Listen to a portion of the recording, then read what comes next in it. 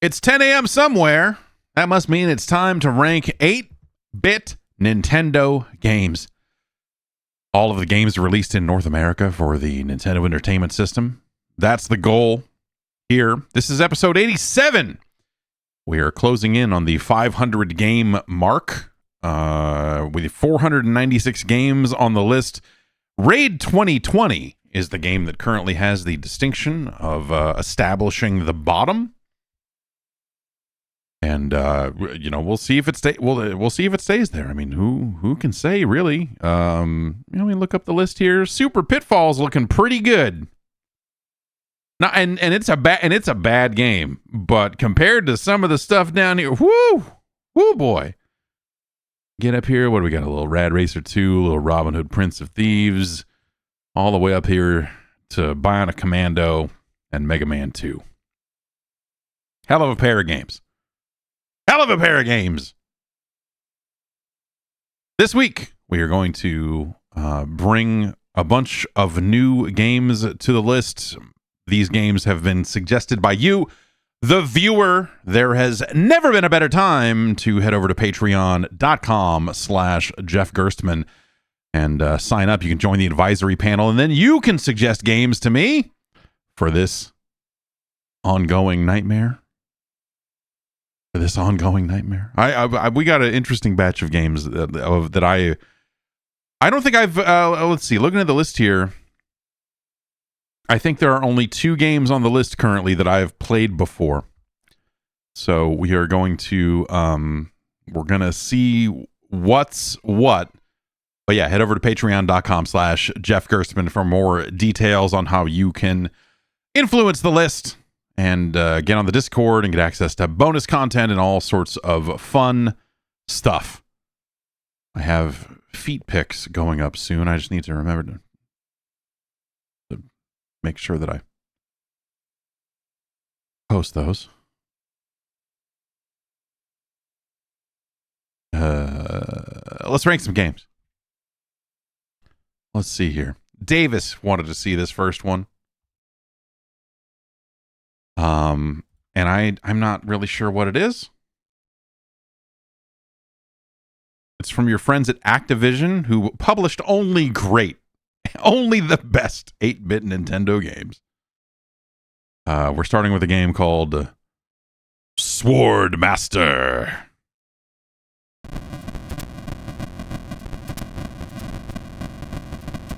Beginning with a pleasant noise.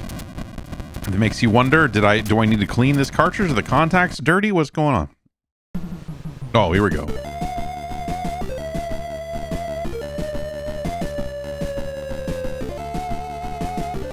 All right.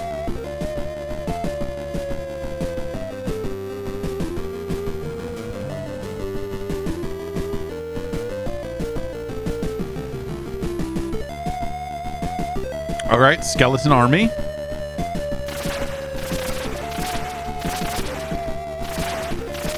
Bunch of real stupid looking demons. Got an anime lady, and that's it. That's all you get. All right, let's start the game for real now. Oh,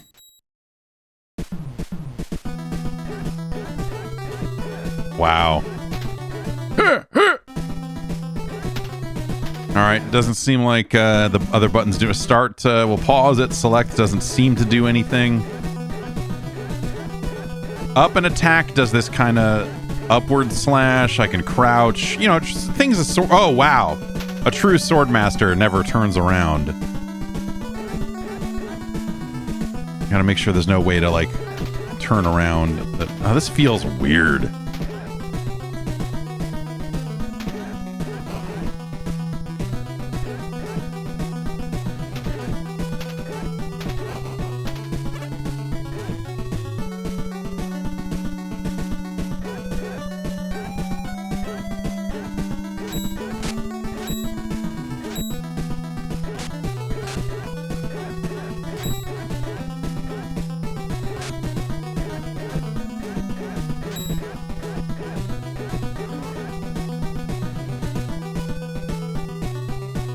I got in a sword fight with a skeleton.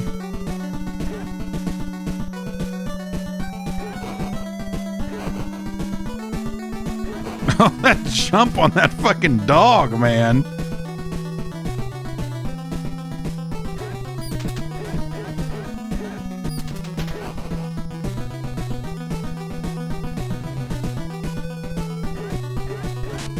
Another big fight. Oh! Gotta stick and move.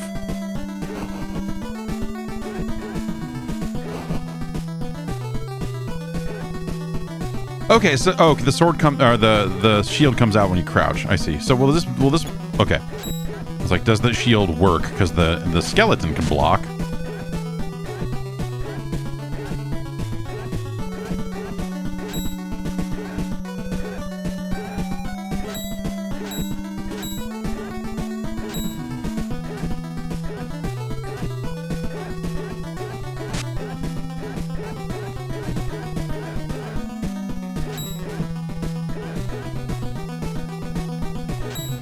I just need to back up so I can see what I'm trying to do here. Huh. Jumping wolf, hard to deal with.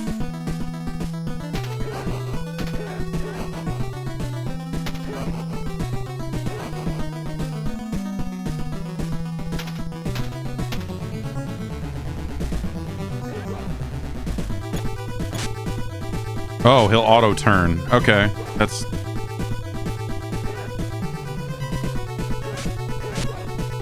This is awkward. This is very awkward. Oh, 5 credits. You'll love to see it. And, well, I guess I keep my experience, so that's something.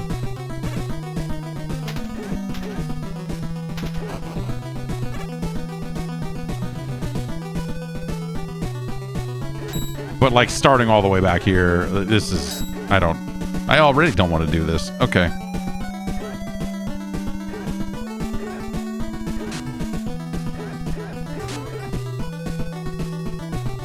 So I think the secret to dealing with the jumping wolves is to make sure that you're in the right spot for the scrolling. It's easy to get ahead of where you're supposed to be on those static screen fights. Well...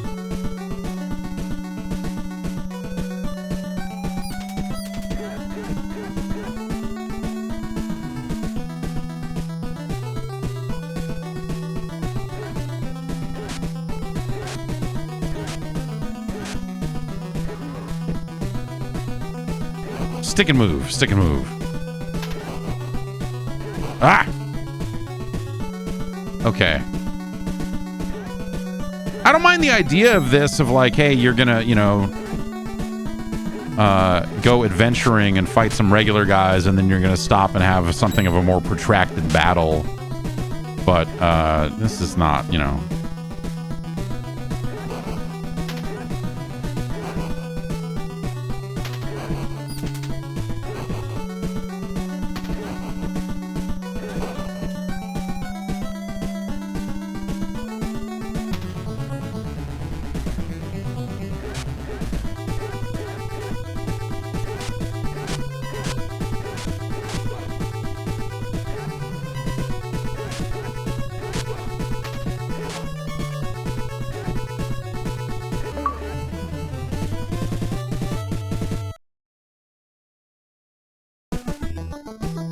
Oh, look at this. We get our little Ghosts and Goblins screen here.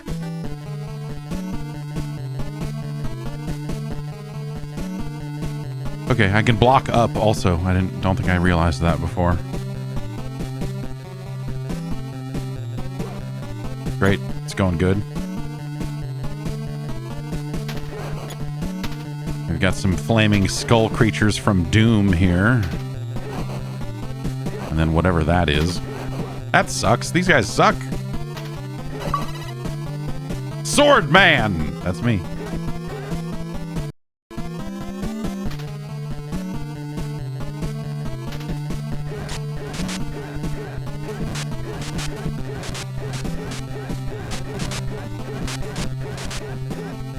Yeah, this thing just,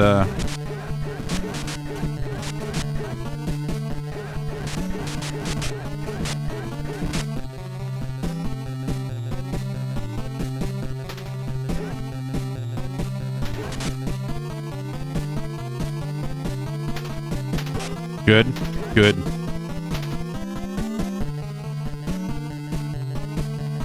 So if I knock him out, he comes right back in, but then he goes up, so that might give me the opportunity. Okay, well, whatever.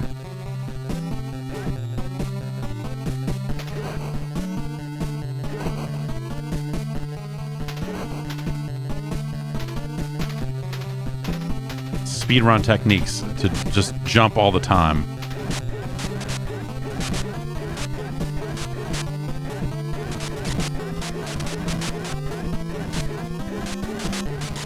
This is just silly.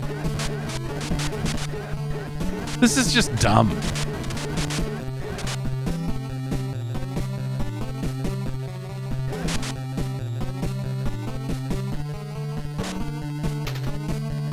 Great. Whatever. Oh! He said, have at thee.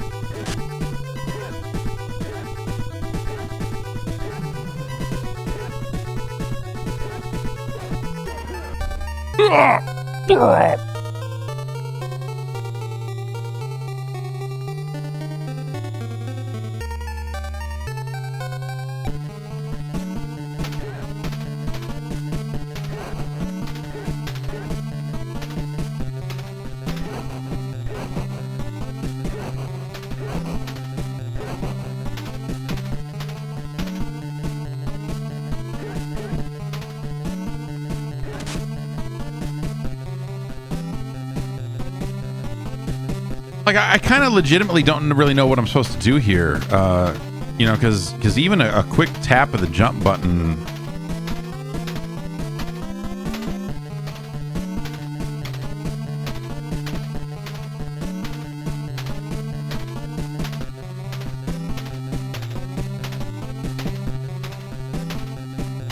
Game looks like it has some kind of double jump, but almost by mistake. Like when I'm using the turbo, button I have mapped here, and I just time it properly, I can kind of get a double jump out of it. But if I'm using the regular button and trying to do the same timing, it doesn't work, which is weird. This is almost feel like I've discovered some kind of glitch, but I don't know if that's.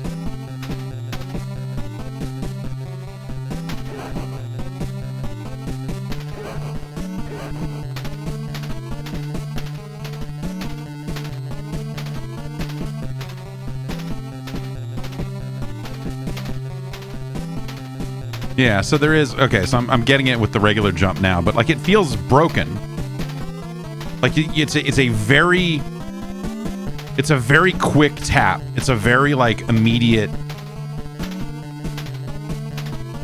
It's not like a rhythmic double jump of, like, oh, get up to the top of your height, then hit it again. Or it's like, you really got to go ba-ba to get that height. Well, whatever. All right. That worked there, but it doesn't, I don't know. I know some people are looking at the manual on the Discord right now. I'd be curious to see if it says anything about that, because I bet it doesn't. He's getting me in the corner. All right. Oh, so that shield is not, that shield is not getting it done. In that specific case.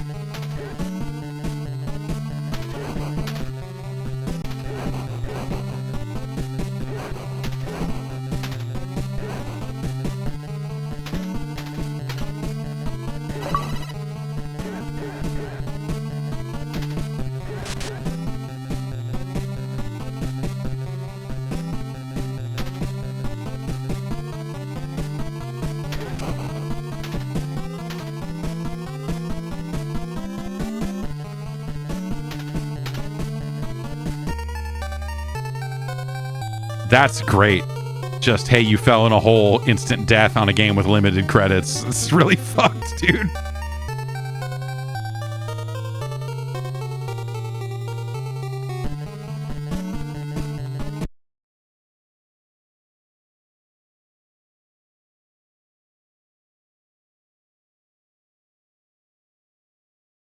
All right.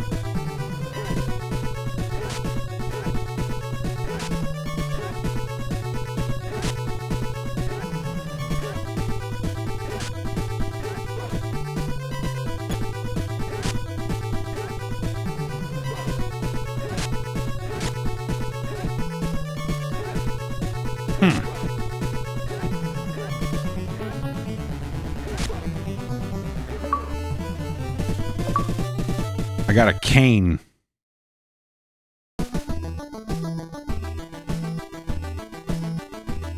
It's not Kane Master. Oh!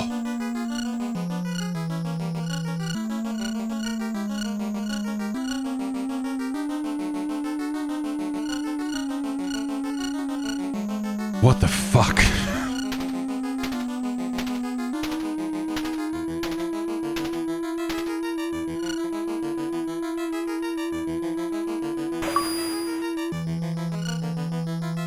Cannot walk while charging up a shot.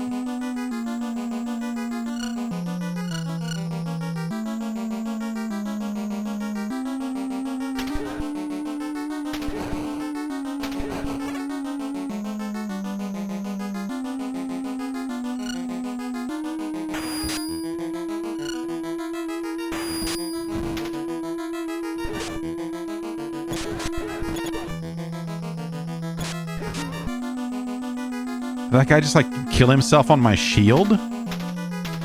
Oh shit! Whoa! Lizard man jump kick!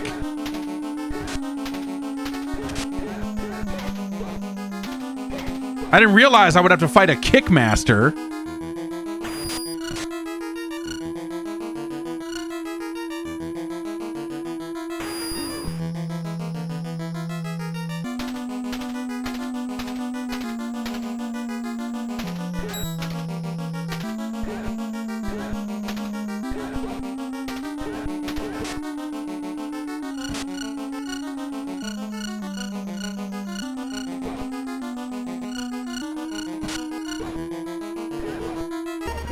Okay, that gets rough. This is not good, you know, look.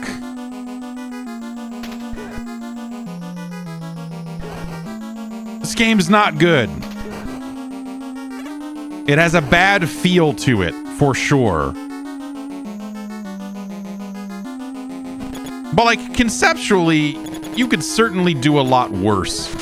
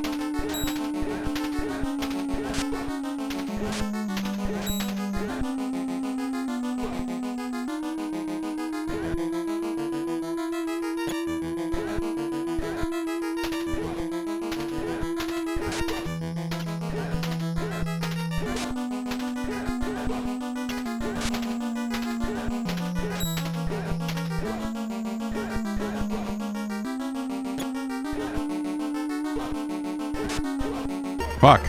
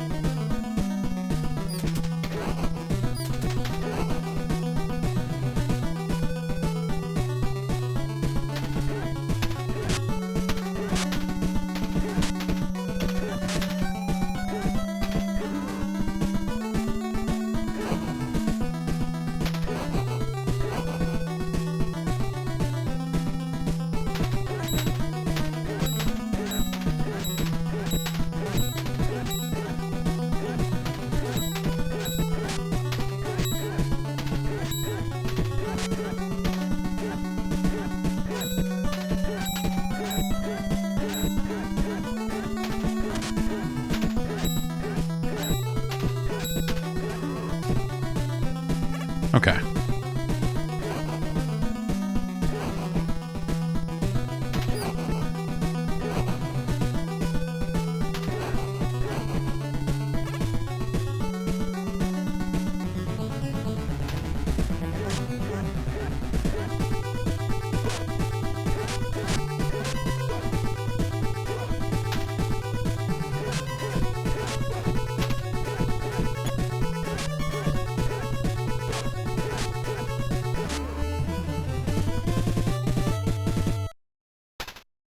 Hooray.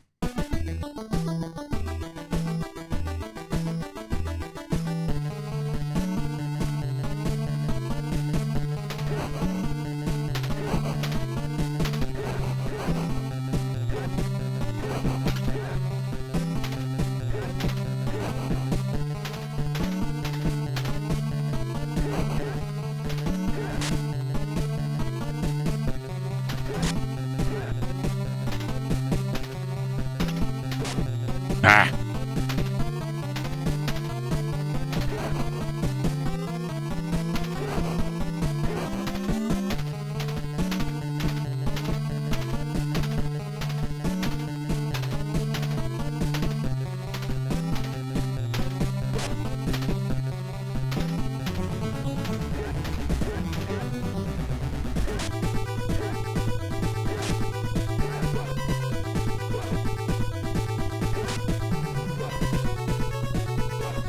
Getting this shield to come out is actually like you hold up to do this, but it's like it's not.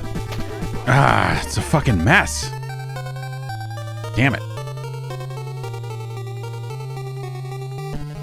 Like it just doesn't. I don't know. It doesn't come out if you hit diagonal. You have to really plant your feet and push up, and then even sometimes then I wasn't getting it to come out.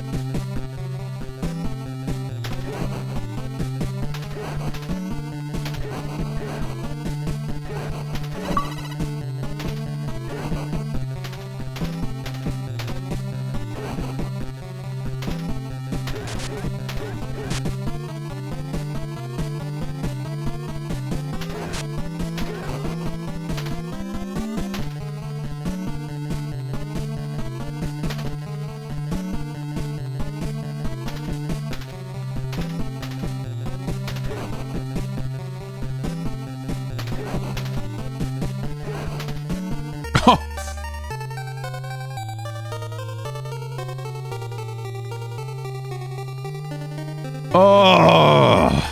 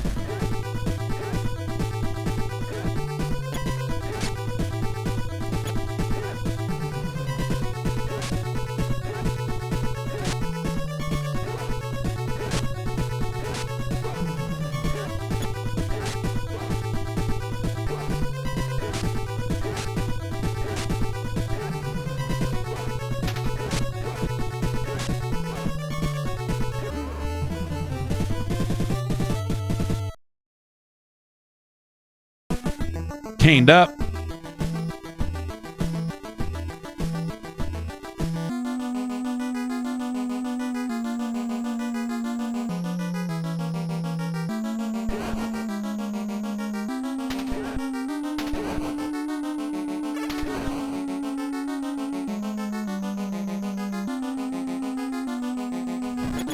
Pretty sure I can just do this and never swing my sword and eventually win this fight. If I just crouch walk towards him, it automatically blocks everything he has. Uh-oh.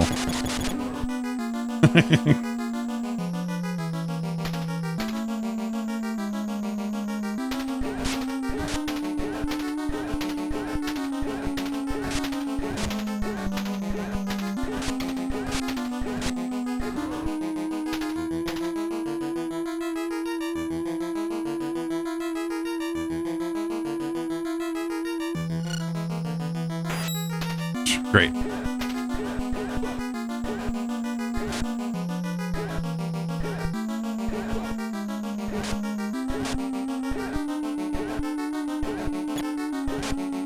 I will give this game this. Like, there are different strategies for fighting the different enemies.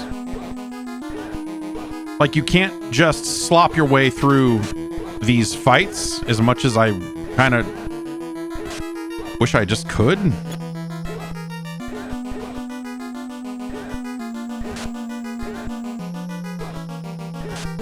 Fuck! God damn it. Doesn't make it any less annoying when this shit happens. All right.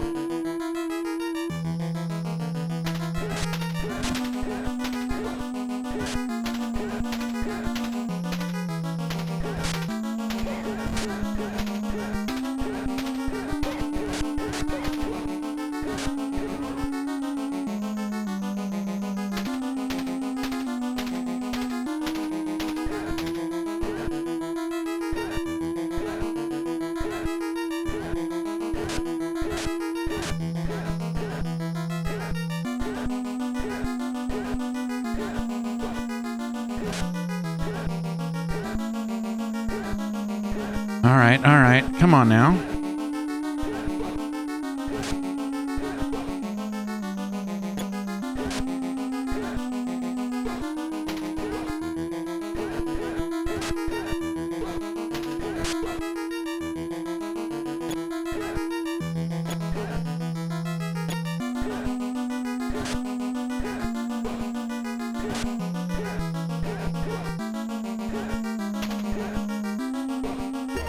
Man.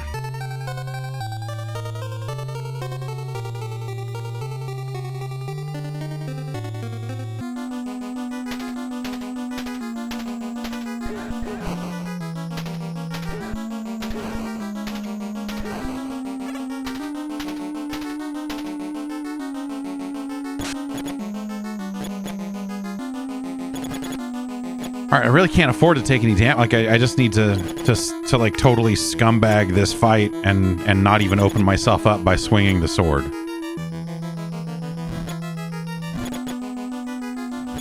But it takes forever when I do that.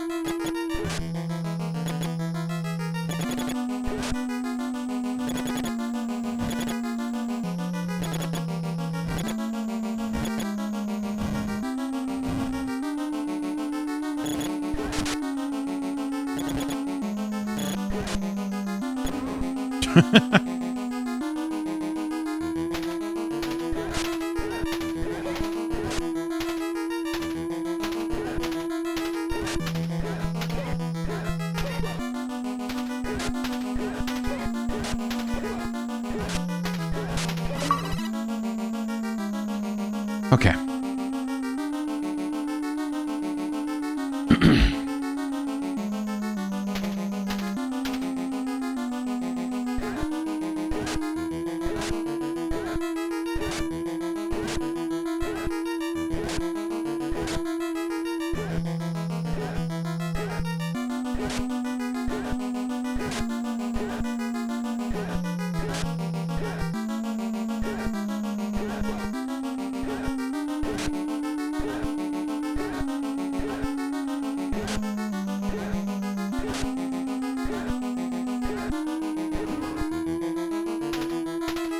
Okay.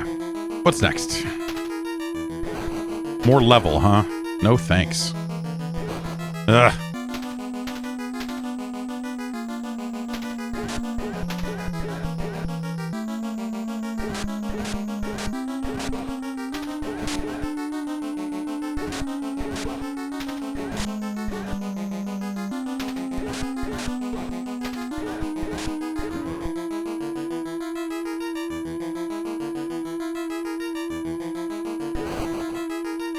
Game's got a real penchant for just like, here you go, here's everyone you fought in the last 2 levels again.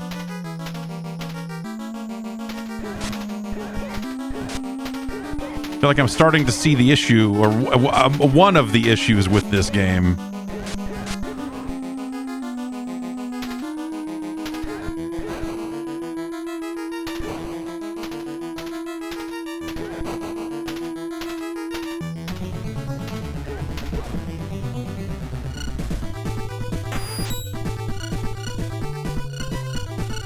Yeah, what do you think of this? All right, you don't like that? I thought maybe there would be a spot for the wizard to be involved, but this is, yeah, okay. That's a fucked up fight. It's a fucked up fight, and I don't especially want to do this level ever again. This game is not awesome. There are like flashes of, like, there are moments in this game that are neat. Like, the variety on some of these fights and some of the tactics you will use to beat them it's like not terrible, but it's just like the feel of it is funky enough that you kind of just don't want to engage with it much.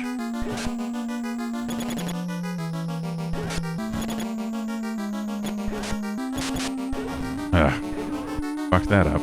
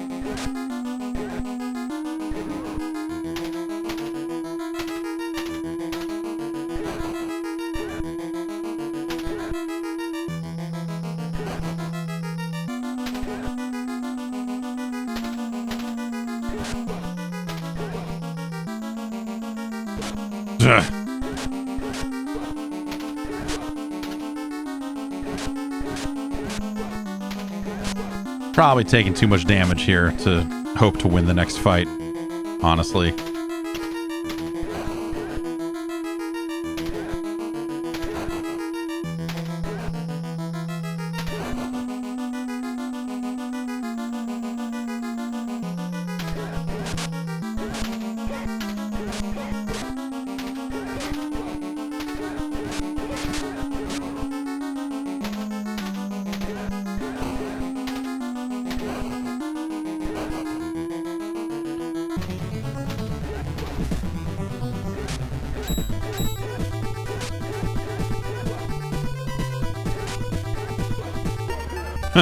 Okay.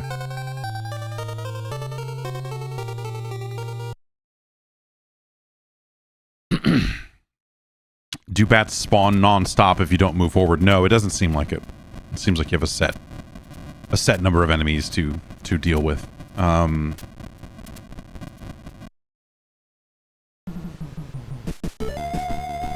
Yeah, I don't know, man. It's again, like, there's like little aspects of depth here that are like kind of cool.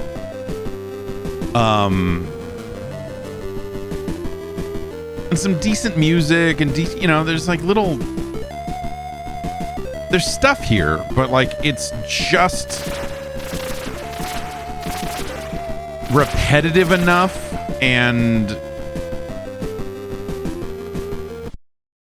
maybe a little bit more health recovery would be, like a friendly thing they could do there. But it also feels like there's just not enough from a content standpoint, because they're just like, here's the lizard guy again, here's this again. And so they're just making these longer and longer gauntlets as you go of enemies that you've already beat. And so, in one way that does like force you to kind of master each one of those fights, right? I mean, there's definitely like a key to minimizing the amount of damage you take. Like against the knight, the upward slash works well, especially if he is crouching. You can kind of fit it in there because the range on his crouch attack is not as long as the range on your overhead. And so it really is just a matter of like figuring out what that is. Like you play jumping games with the Karate Kick Lizard Man, because you have such air control that you can just like back away from him in the air to avoid most of those kicks.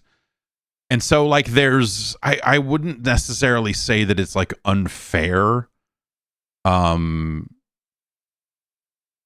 It's just a mountain that isn't worth climbing at the end of the day, like the feel of it is weird. I don't know, the idea that you're going to get more spells later on, and kind of open up maybe more magic options and stuff like that's kind of interesting. But in his kind of standard state, the magician character, you get it, and it's just like the charge time on it is so ridiculous, and then you launch a fireball and most of the enemies just block it, and you're like, okay, cool, great, thanks.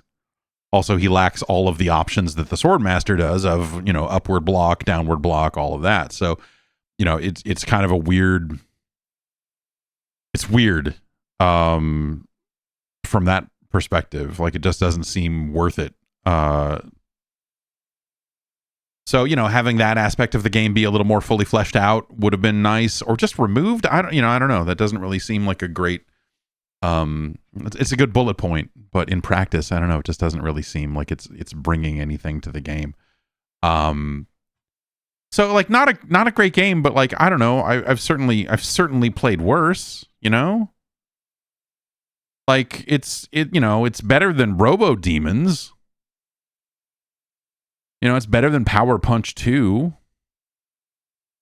It's better than Super Pitfall. It's better than The Simpsons Bart versus the Space Mutants. It's better than Alfred Chicken. See, I've taken on a sick love of Alfred Chicken. It's unfortunate that it happened this way, but I've taken on like a disgusting interest in Alfred Chicken. But scientifically speaking, there's more happening here. It's better than Target Renegade.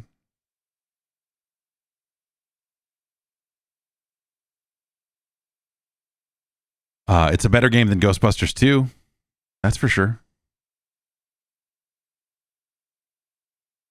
But it's no Akari Warriors 2 Victory Road.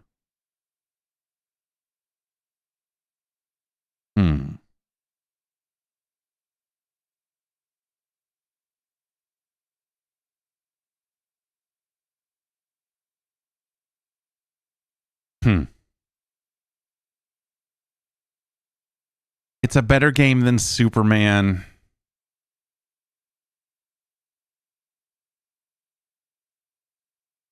It's no Cobra Command.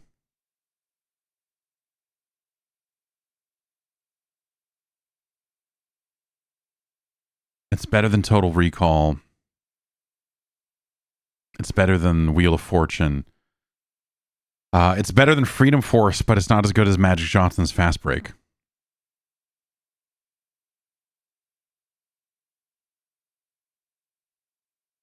That's Swordmaster. It's our new number 352.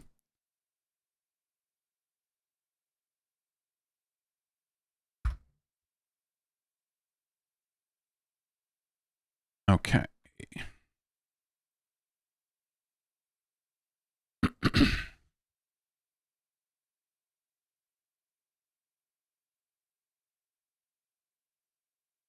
That game I would call like neat, but not, you know.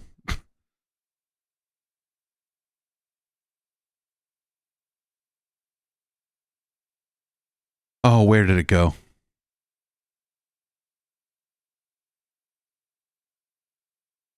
There it is. 352. Swordmaster. Okay. Moving on. Chris wanted to see this one. I sure don't.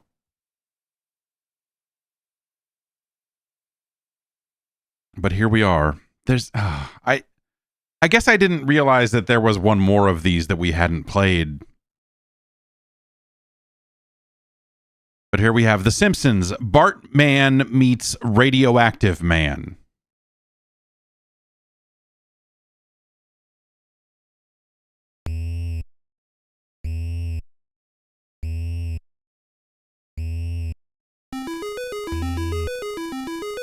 The last game in the Simpsons trilogy on the platform, I suppose.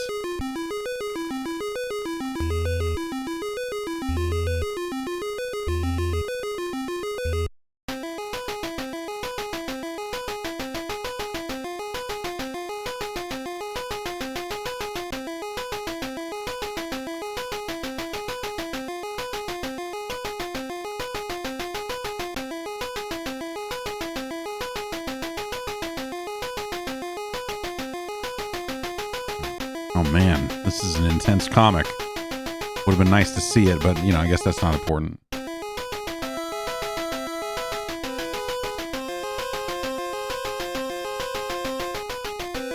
Oh, Fallout Boy, sick.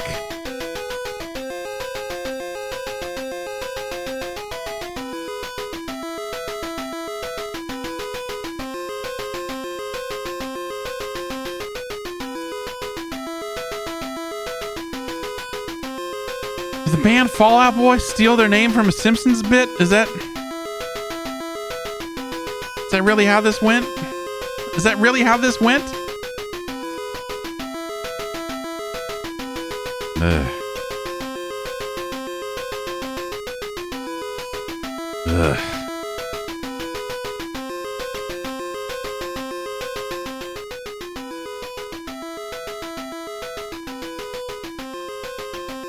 This imprisoned him in the limbo zone.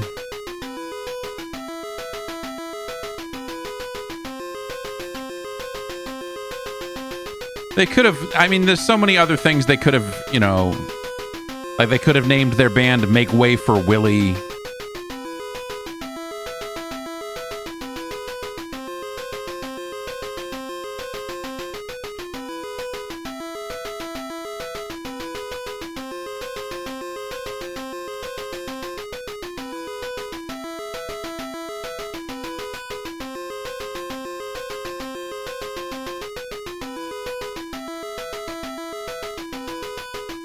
Three supervillains. This music is making it impossible for me to read this text. Like, it's not like a lot of text on the screen at once, but the music is like, I can't look at the words and comprehend them. Like, if you took this music and brought it into a library and played it, like...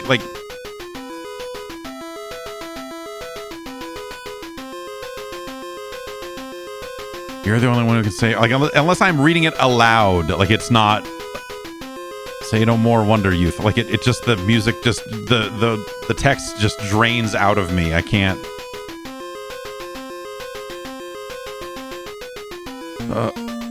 Okay.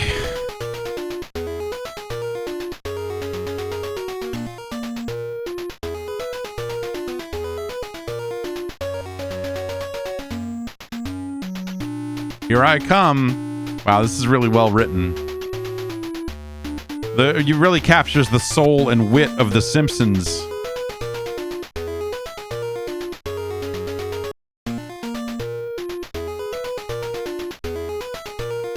Here's who's responsible.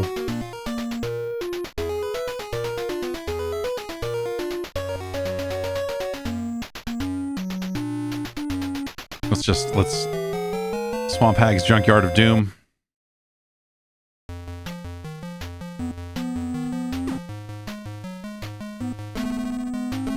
I love that we still have this Keystone Capers jump noise here in the 90s. Like it lasted so much longer. So there's kind of a two-hit combo here where he punches and then occasionally does a spin kick.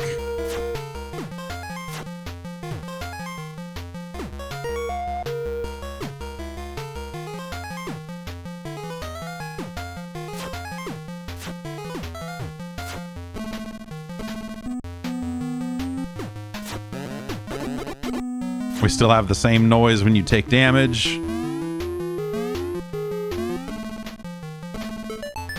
Same noise when you pick up stuff. This, wow.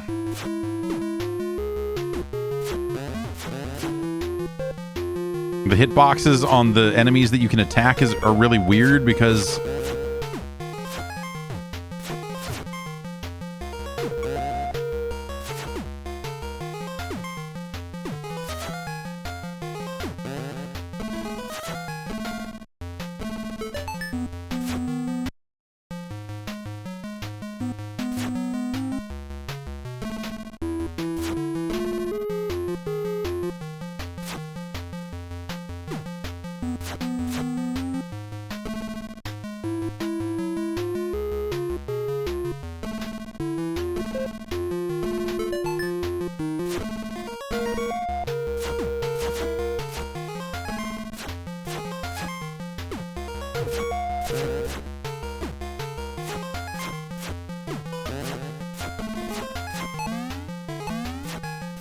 now we're having fun. We're bouncing on stuff.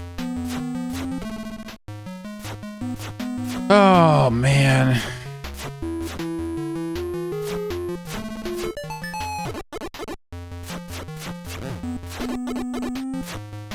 It's going great. It's going great over here.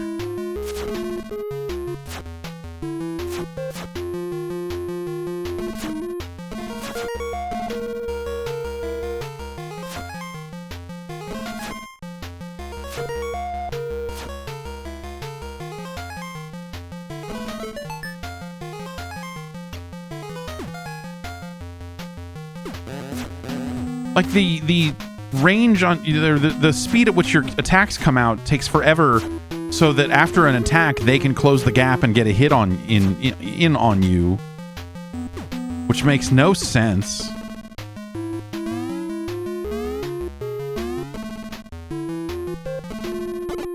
Good. I'm sorry, did we loop around? I remember. Okay, no, there's just like some kind of moving platform down there. Oh, but now we're really back at the start of this level.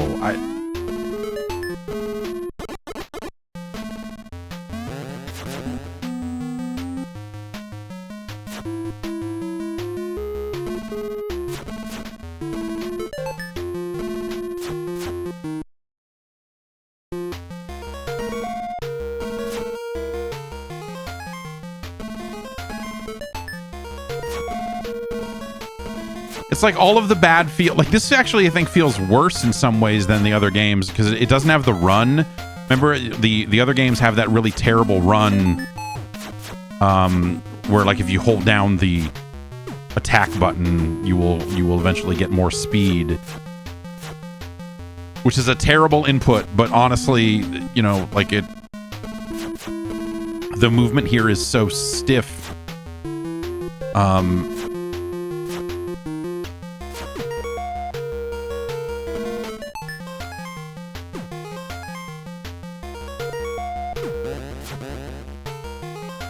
So that's the game they had to play, is they had to make the hitboxes in this game super fucking fucked.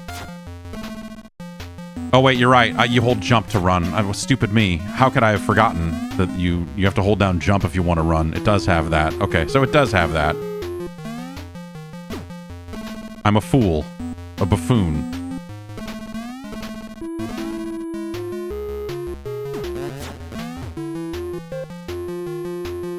Put the platform all the way at the bottom of the screen because that it just like it's visually sensible. Okay, all right. Oh, that's why it's down there. It's because we're. Wait, why did? Oh, I see. I touched that while it was moving, even though it wasn't moving yet. See, the momentum is such that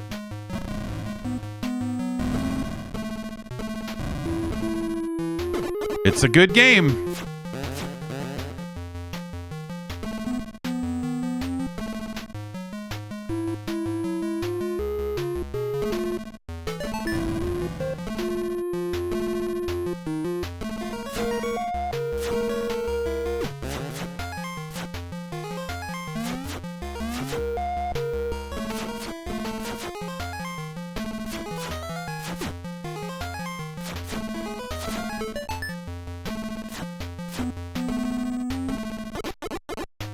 Can't attack in the air.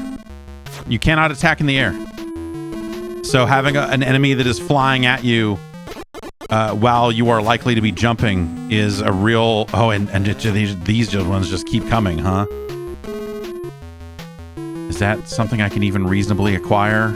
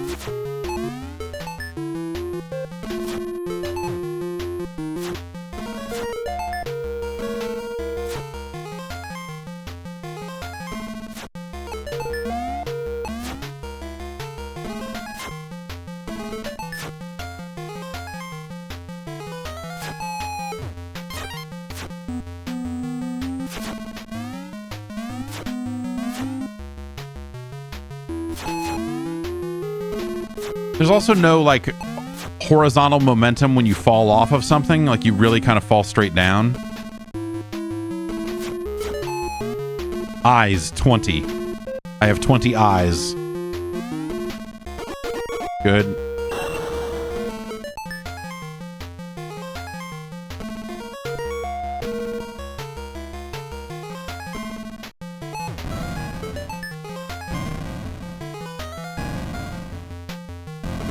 Oh, good. You touch them while they're retracting, you still take damage. It's a good game.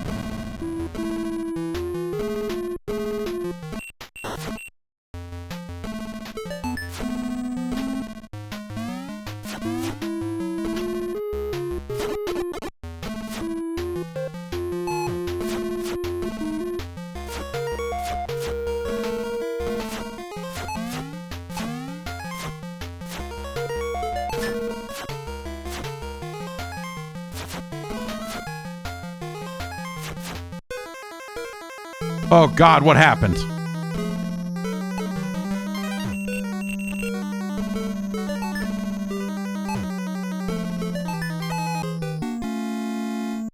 Did I die, or was that a bonus stage? What the fuck is happening? That was a death? I don't know anymore.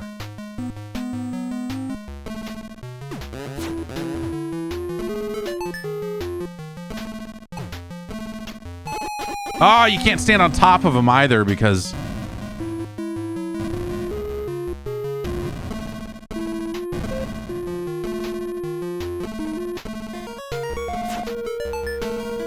Got my eyes back.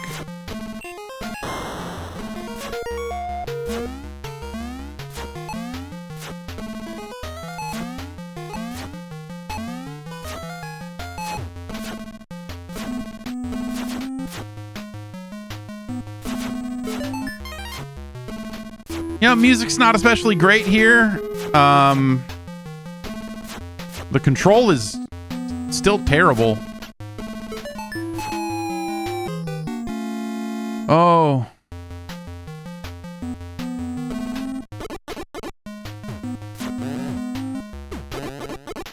I cannot believe how terrible the combat is. Like how bad the punching and kicking is and how terrible it feels. It is hard to convey. What? Eat.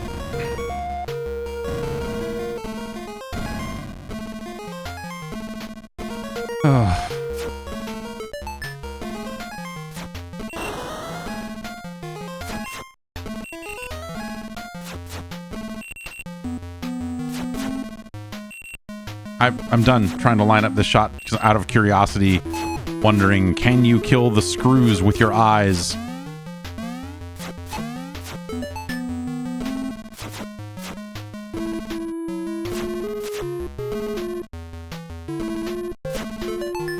Fuck you! Fuck you!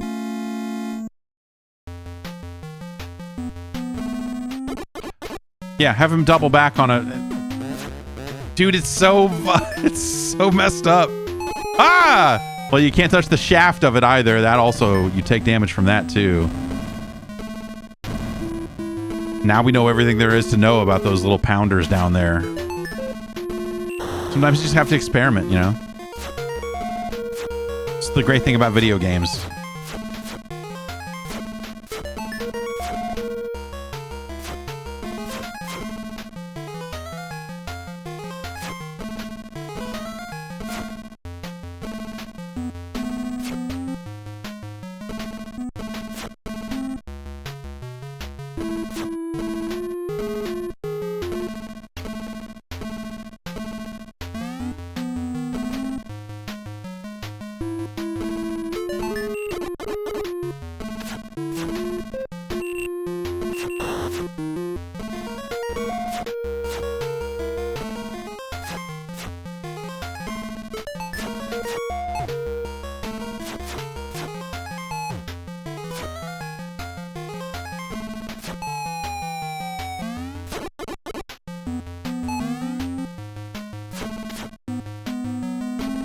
Like, jumping down this mountain and you can't really see, and also you might fall to your death, is a real... Okay, all right, we made it to the ground. Strong choices! Strong choices in this game.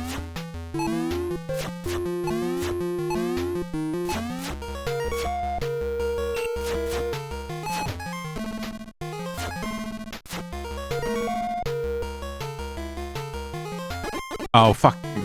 Well, whatever.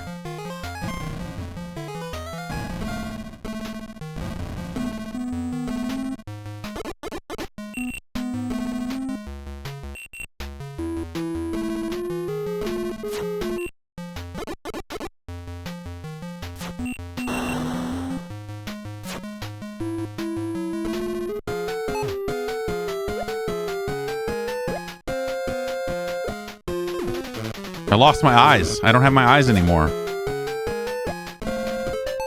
Oh, that was not a that was not a platform I could stand on, but that is.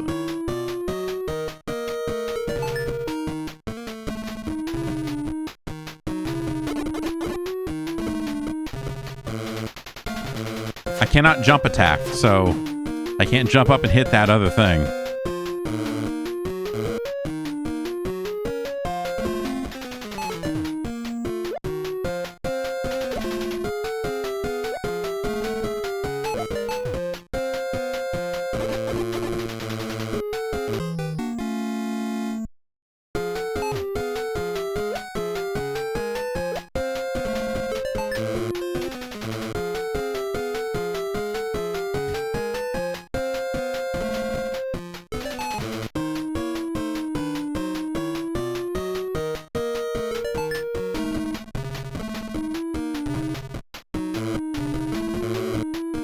These sound effects make it feel like I'm playing like a bad Pong.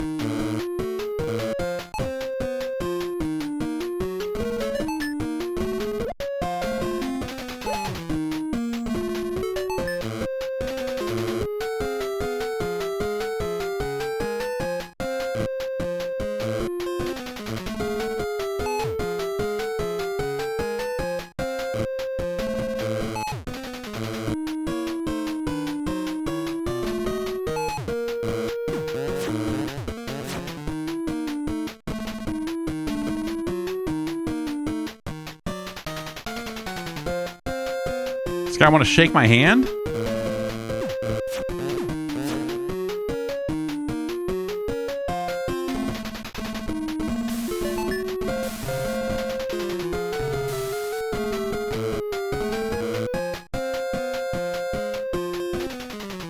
Oh, that I can apparently stand on? Sure.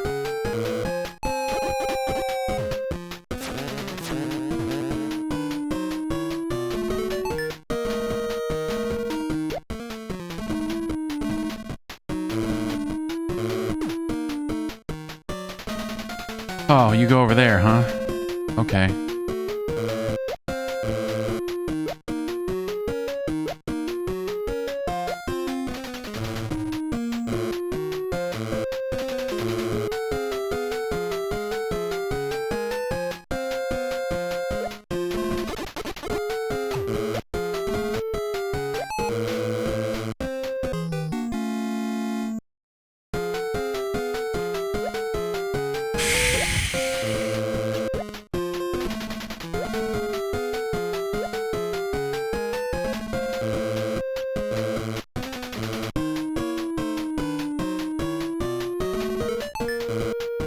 It's weird because it's like there's no fall damage per se.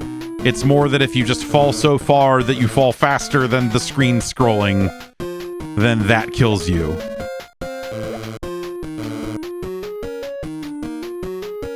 It just feels imprecise.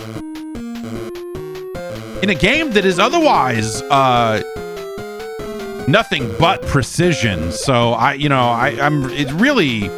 I'm shocked is what I'm saying.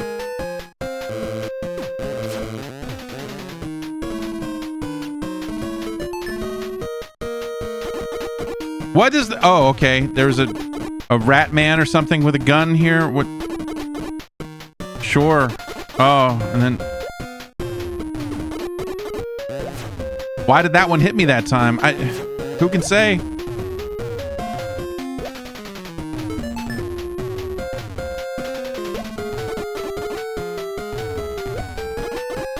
Trying to crouch. Trying to crouch.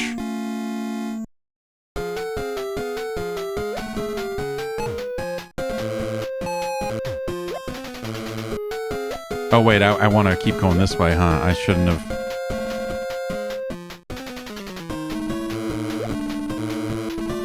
Cool. I can't.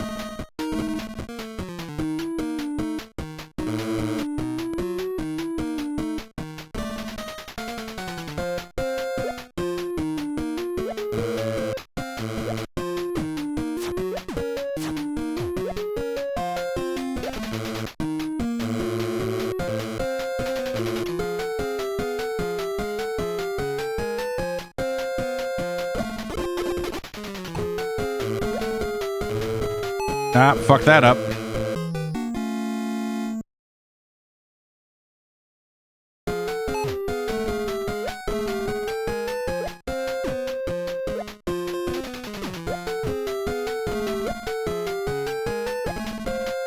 A and B is a super jump? No, it does not seem like that is the case.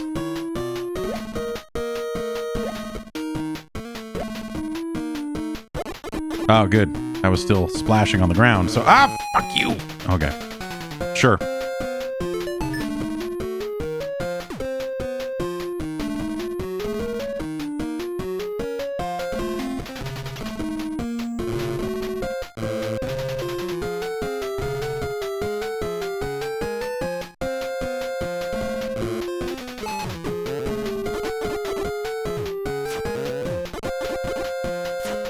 My hitboxes are not...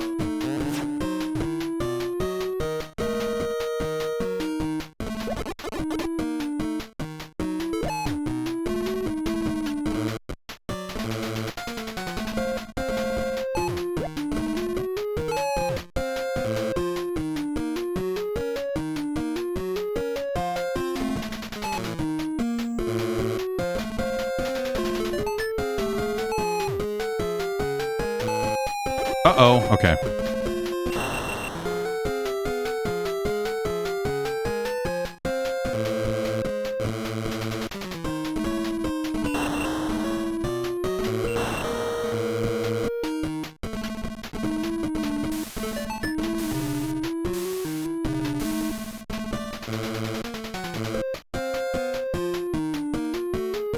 Like, this is just, you look at this and think, why would anyone ever play this? Like, why would, It's not like, this game exists because The Simpsons was popular, right? It's not like this is something that is like, well, who the fuck's gonna play this anyway? Like, well, The Simpsons were, like, inescapable through much of this period of time.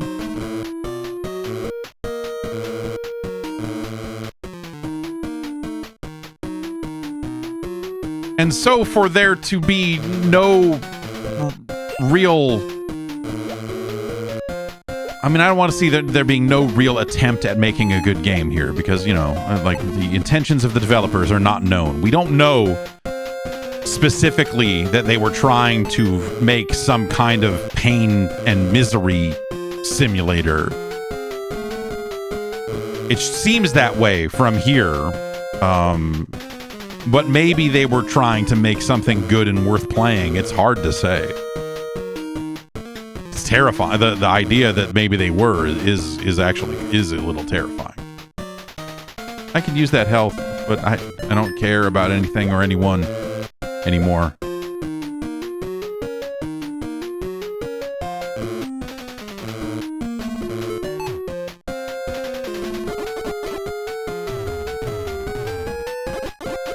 Yeah, there's really not going to be any way to...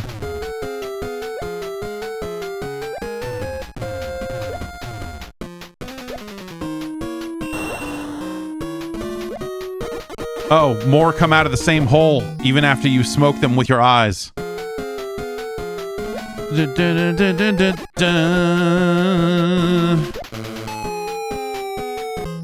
Yeah, cool. Yeah, cool.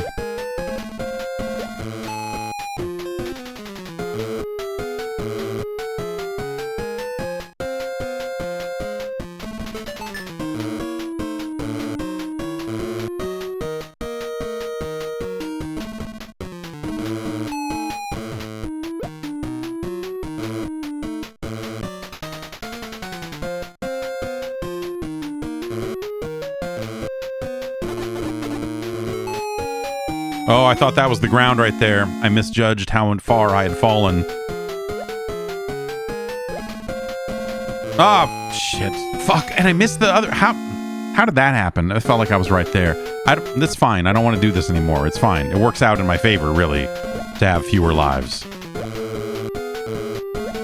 This is fucking miserable. And I'm sitting here thinking, like, is this better? Or... Like, initially, I was like, well, clearly this is better than the other Simpsons games. And now I'm not so sure. The only thing I can really say about it is that it is somewhat more straightforward in that it is not about... It is way less, like, open area, like, hidden objects, find all the fucking shit than, you know, the first level of Bart versus the Space Mutants. You know? And Bart vs. the World certainly has all of its fucking weird shit as well. Okay, so we're right back here. But I don't have eyes. I don't have my eyes, so...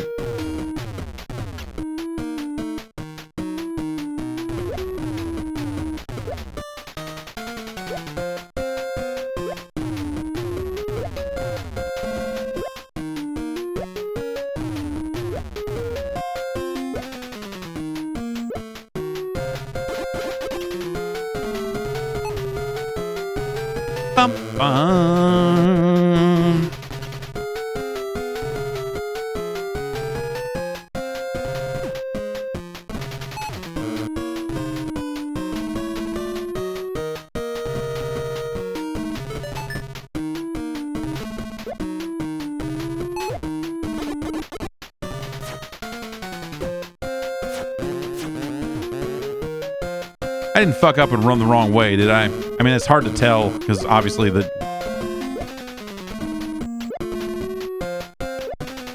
Obviously these levels are not the most distinctive. Fuck you.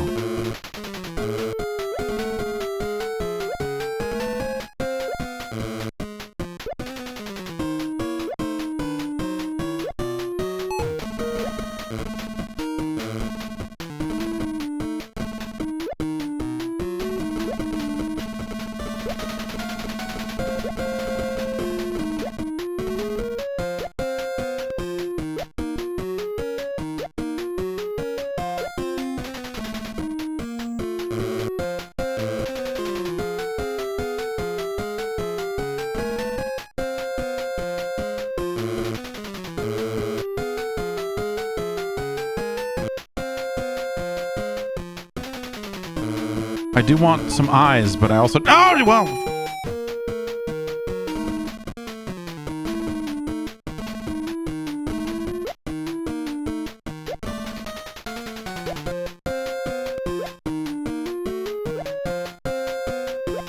It's a good thing I remember that this stupid hole thing in the wall is actually a platform from a mistake I made earlier.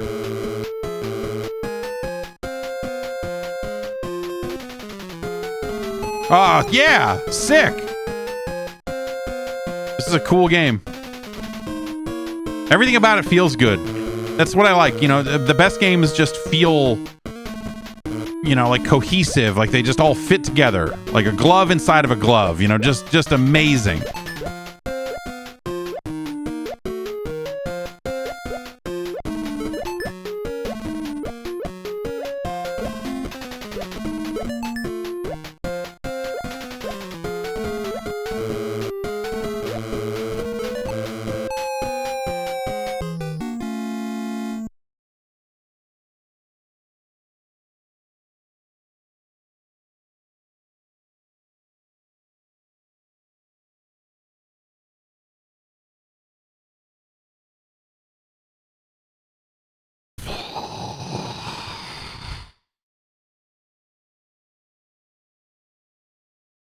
Okay.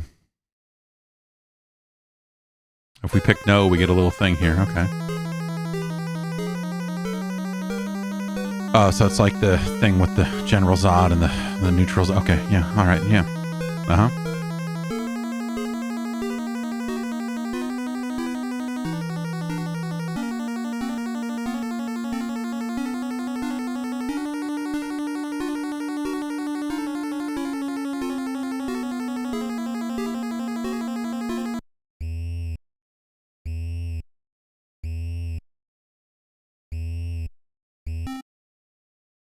Holy shit.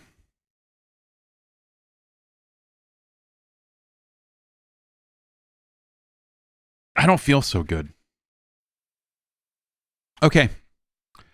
The Simpsons, Bartman Meets Radioactive Man.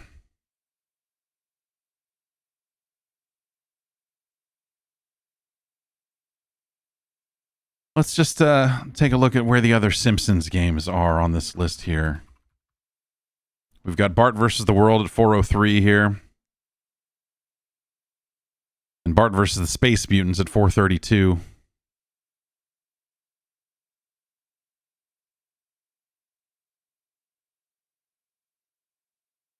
I think this game is worse than Bart versus the World.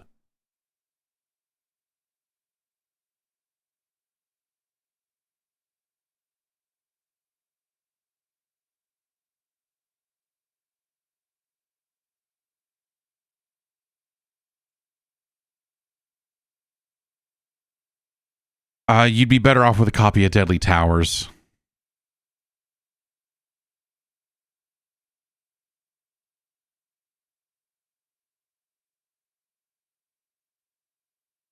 It's no Dash Galaxy and Alien Asylum.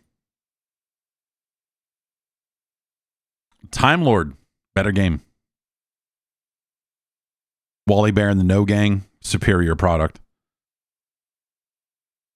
So I guess the question really is this game better or worse than Bart versus the Space Mutants? I guess it is worse. I fucking hate this fucking game. I hate Bart versus the Space Mutants so goddamn much. Like, if this were not a science thing, oh my god. If I could just really let loose and rank these games the way my heart tells me to, this list would be so fucking different. And this game is already pretty low.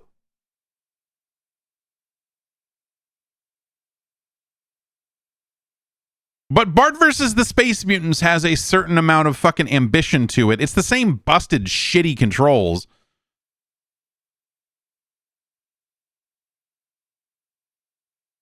But the problem with Bartman Meets Radioactive Man is that's all you have. That's all you have. This is the point where they said, let's just make a platformer and stop having all this extra fucking shit. and stop and do away with all this other stuff. Turns out the other stuff was somehow the only thing holding this thing together in the first place, even ever so slightly. Bart versus the Space Mutants, at least there's like, I don't know, a better representation of the Simpsons. Like, this is so far down a rabbit hole of like a smallish Simpsons thing, that it doesn't even really feel like it's effectively delivering the Simpsons to you the way you want. It's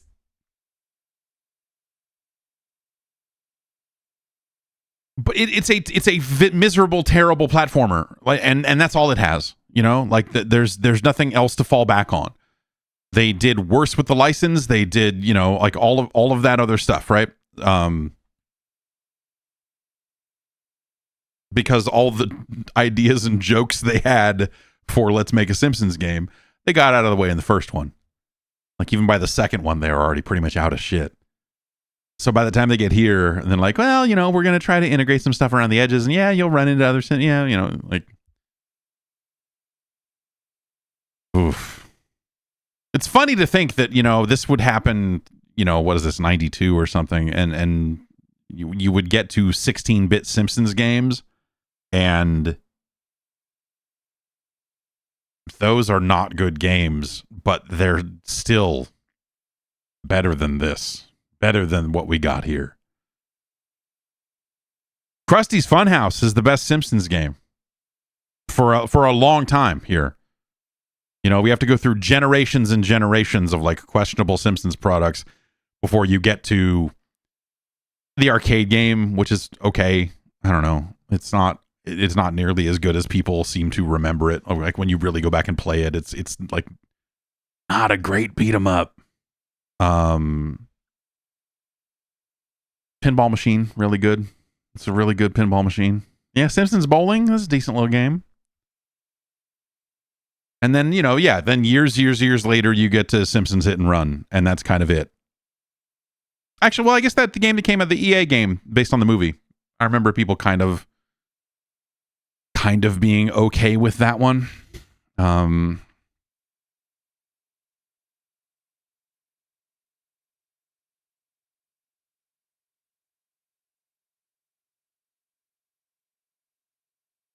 But yeah, it's worse than Bart versus the Space Mutants. It's worse than Terminator 2.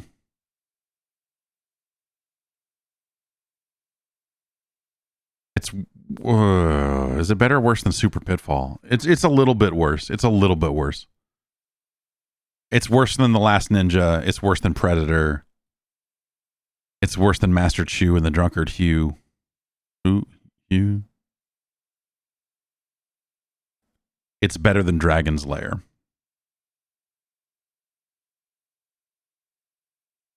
But it's no Videomation. It's our new number 446.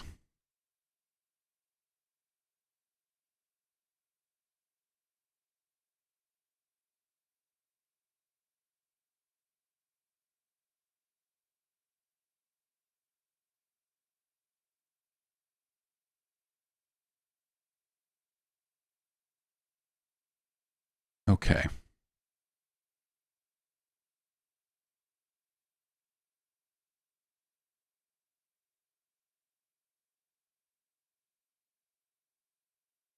And there you have it. Not a good game. Not a good game. Next up, a sequel to a great game. But how will that fare? Here, now. It's time for RBI Baseball 2.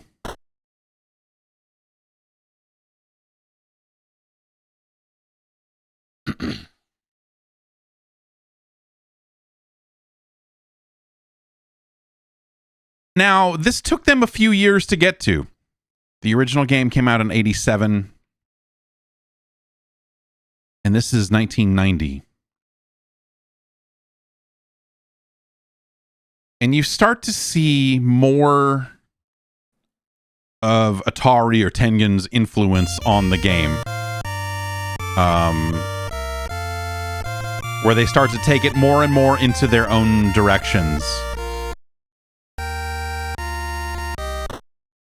And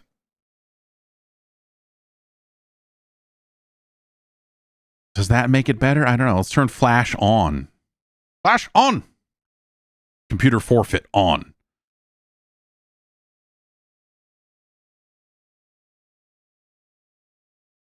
So 1990, I don't know. Let's Giants A's. Why not? Yes, Rick Russell.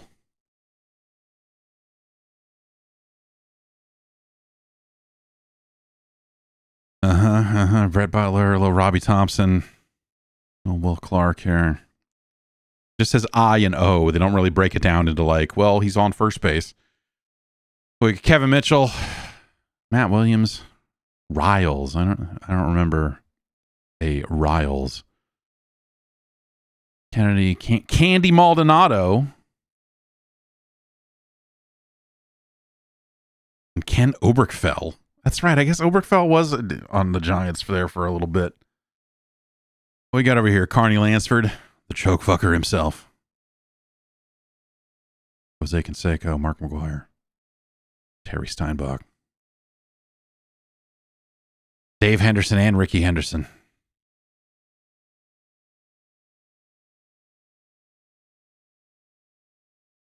So I guess maybe like, because, you know, Jose Uribe was a starter as far as I remember. So maybe Riles, maybe at some point, whatever.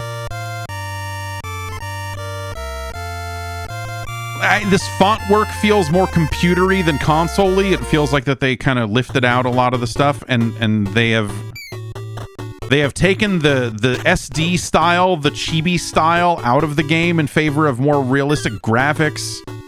They've completely replaced the music. Now this is weird. Like, this franchise gets weird in a lot of ways because here we are. It's already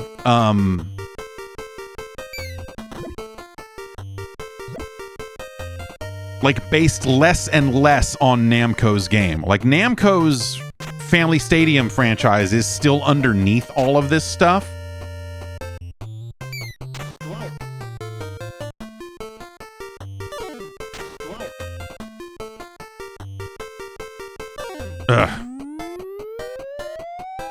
But they've replaced all of the graphics in ways that I think makes this game way less charming. You know, they're making a more realistic baseball game. That's what they're trying to do, right? And they're doing that from the framework of Namco's like very realistic game, you know, for the era, I guess, but like not instant replay. Like, they've taken Namco's framework for Family Stadium and I think made it like worse in a lot of ways. Like, certainly less charming, but also like now it's like caught in this middle ground of like, you're kind of trying to make it look more realistic, but like you're adding instant replay and all this other shit, but like that's not...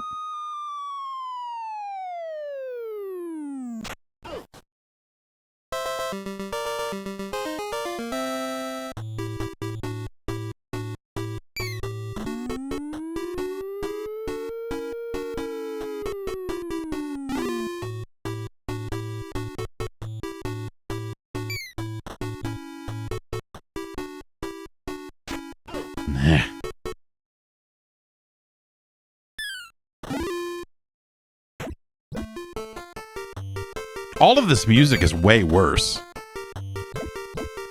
Also.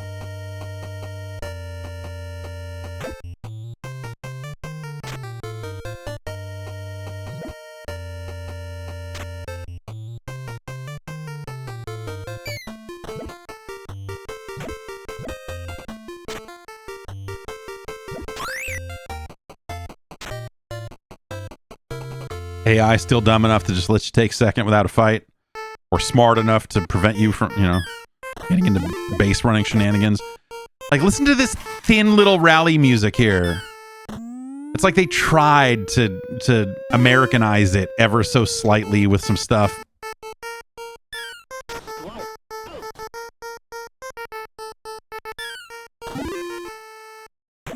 But it's terrible. Ken Oberkfell laying one down the line with 2 outs. Come on, man. There we go. That'll score 2. It's clutch, baby.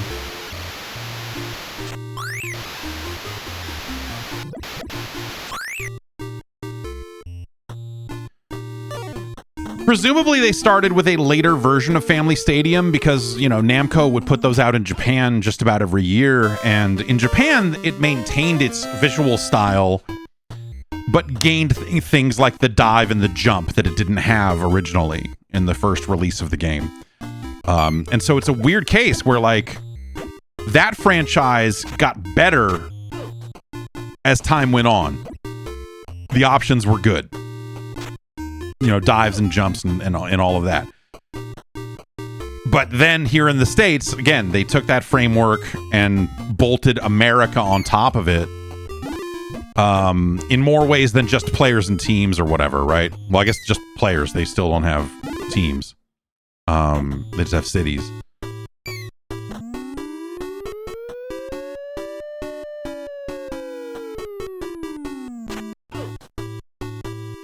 But I feel pretty strongly that, like, everything they did to this as part of the localization makes this game worse. In terms of look and all of that. Like, it feels like a ROM hack. I think, you know, because it kind of is. Because it kind of is a ROM hack. But instead of making all the baseball players naked and ejaculating, they made them look like less super deformed and cute. All good ROM hacks do that, by the way. I don't know if you... Yeah.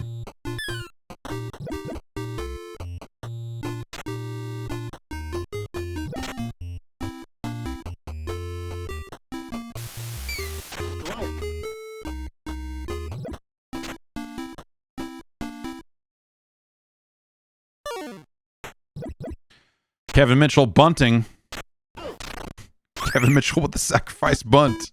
He was known for that move. Oh.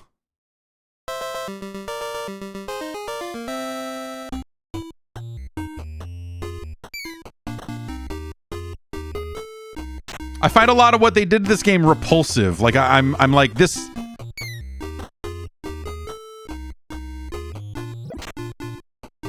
It's gross. It's gross. This feels... This just... You know, like, it is... In a lot of ways, the same video game. Like, the feel of it is good. The way that a lot of the batting and fielding works is nice.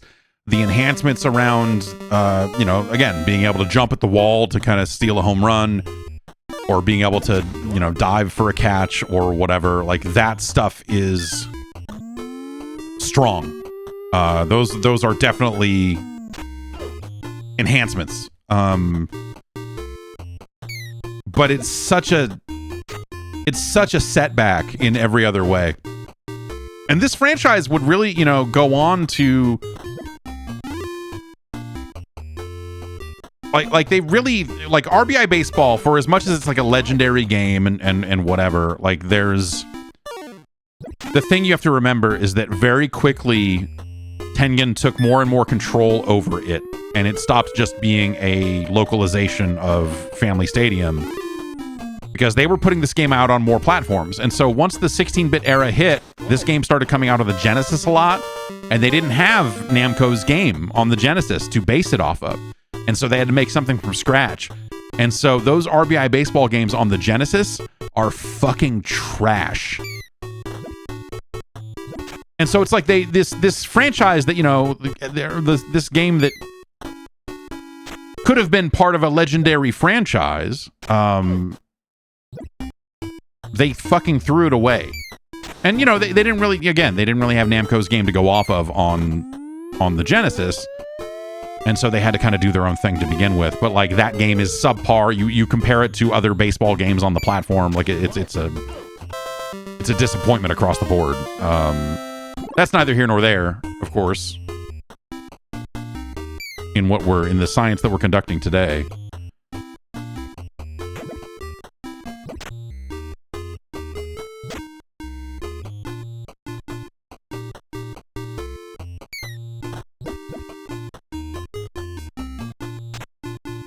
Yeah.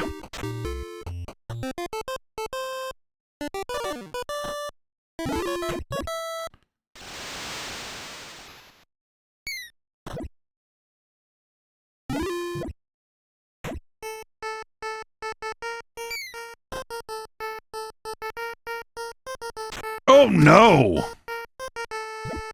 Oh no!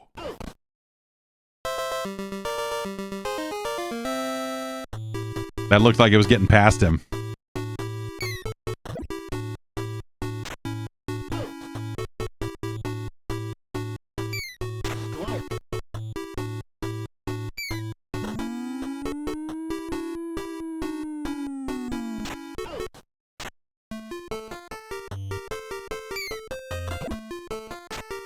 But, you know, like, also, the thing to remember is that, you know, comparing it to RBI Baseball is a tough comparison because that game is so good in so many ways, right? So, like, this game still feels great.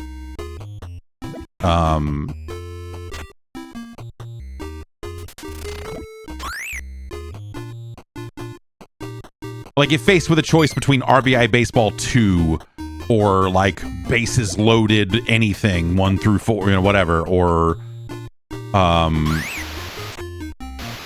Roger Clemens Baseball or something, like, you're taking this 10 times out of 10.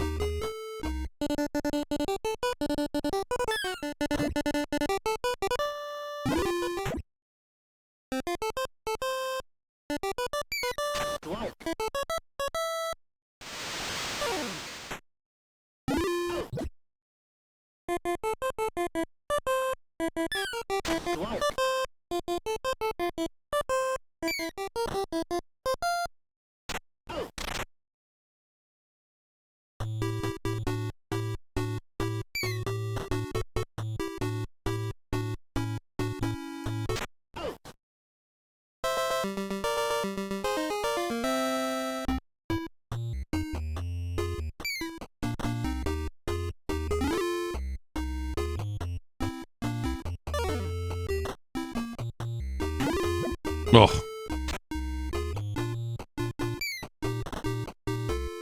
Shit. Oh. Whew.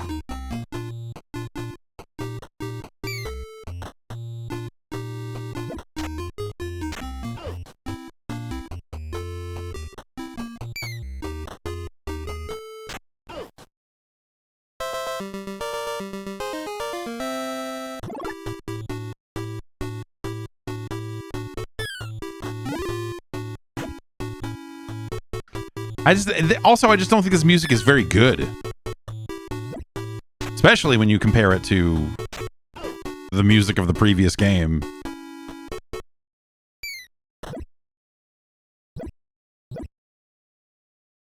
Yeah, slow roller all the way to the wall. That's what we like to see. But we don't like it that much.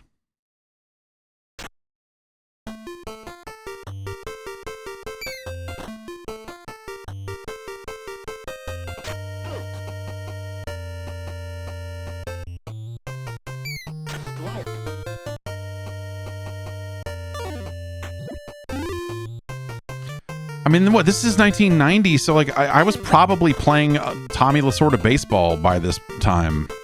By the time this game came out. Which, Tommy Lasorda Baseball is a game with its issues, but it does have amazing music. And an amazing picture of Tommy Lasorda on the title screen. Leg it out, man. Come on.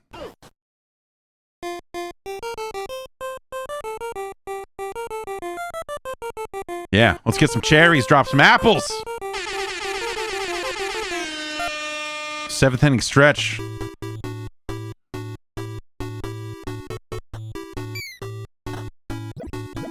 I've got to put in a new pitcher. There's like no movement on these pitches anymore.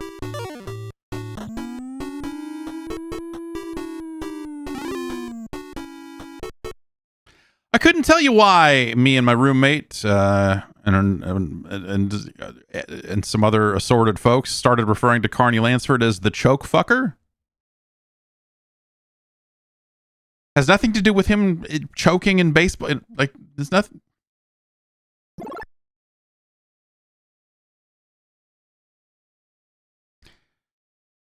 Give me Atlee Hammaker.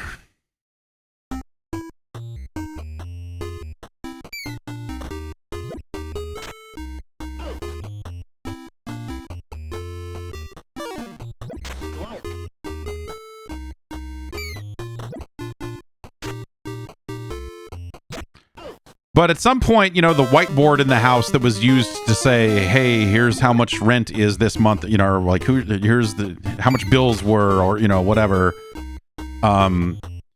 When there were like responsible college girls living there, as soon as they moved out, at some point that whiteboard just said Carney Lansford is the choke fucker.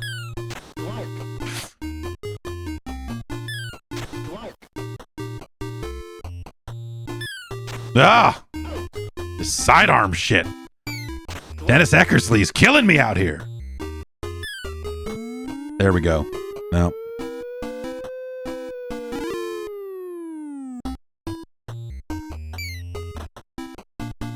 Off the end of the bat.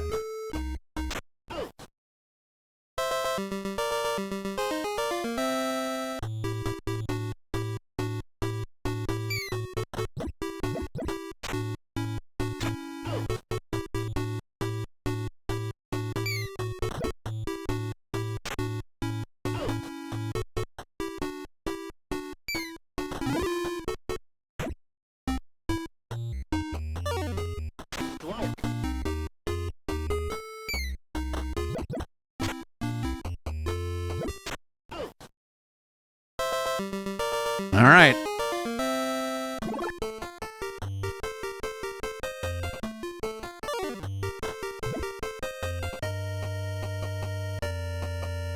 Great way to open up the top of the ninth.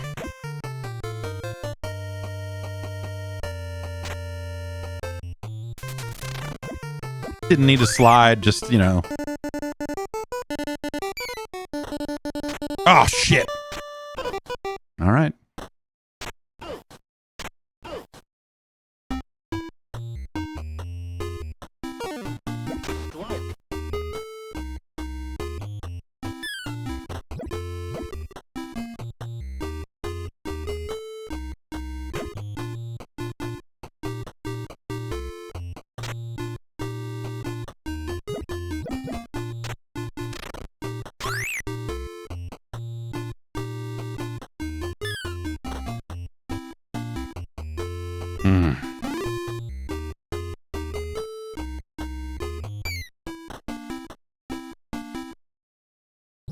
All right. Like a little insurance run here.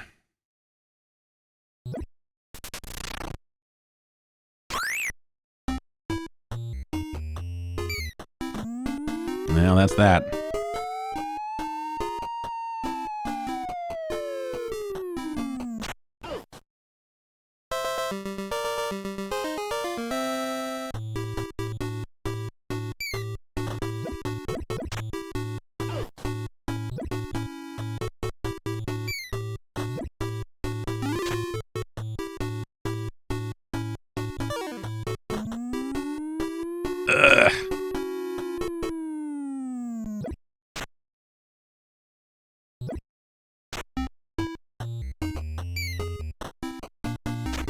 Look at that.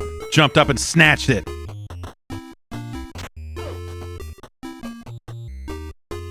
So that would have been over his head. In RBI Baseball 1, that would have been over his head. It's not getting that one.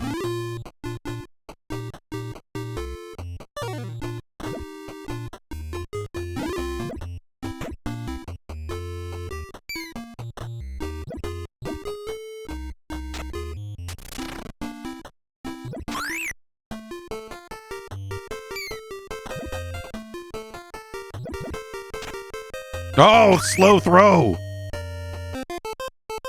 Bases loaded for Canseco. 2 out, bottom of the ninth. How the fuck does this happen? Give me Dave Dravecki.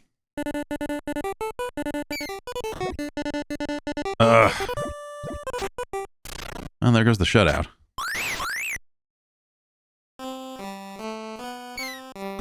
Shit. Fucking A's. The fucking A's, man. These asshole late 80s, early 90s fucking A's. Eat my ass.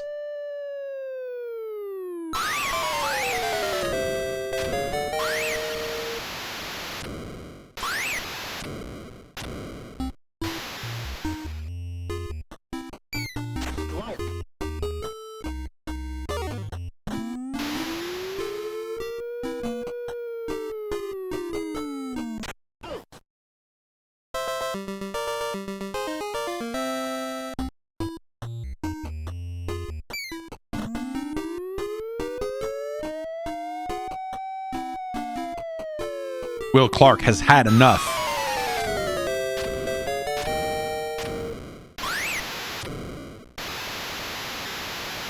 I don't need a replay of this. This is too many replays. This is officially too many replays. Like, there's already such a lack of gameplay in hitting a home run anyway, and the time it takes for the fireworks and everything to get back to the game, that you do not need to see it twice.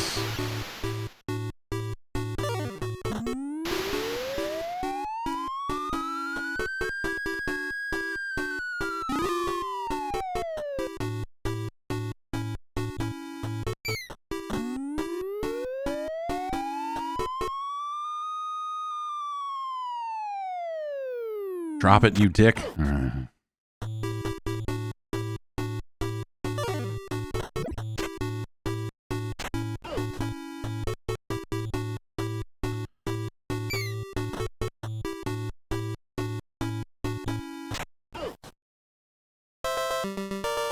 All right.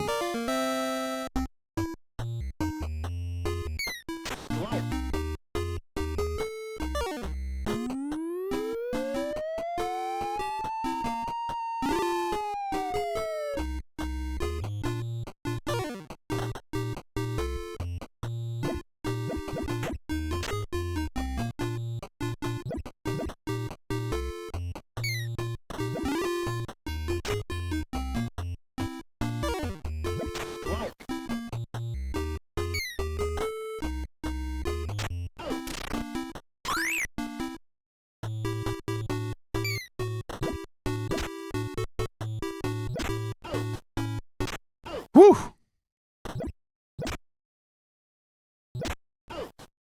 Nifty little bit of business.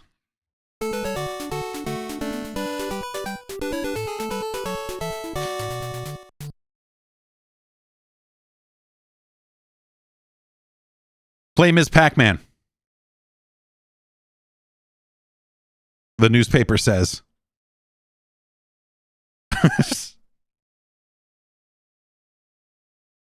Damn near a decade after the arcade game came out. But you know, Tengen was obviously, they were doing the home versions of this stuff. So they did the home version of Ms. Pac-Man. And now you can do it again with fewer pitchers if you want. What else do we got options-wise here? Not much. Yeah. 1 player, 2 player, and watch. We got a password option. And then here was just like, yeah. Yeah, you know, it's kind of thin, but it does have, you know, the I think if you just sit there and play 1 player games long enough, it has you face different teams and stuff, right? It's been a while, but there is something, it resembles a season mode of sorts, which is why they give you passwords, I think, but or is that after no, okay. Anyway. Yeah, it's, you know, it's a tough one because it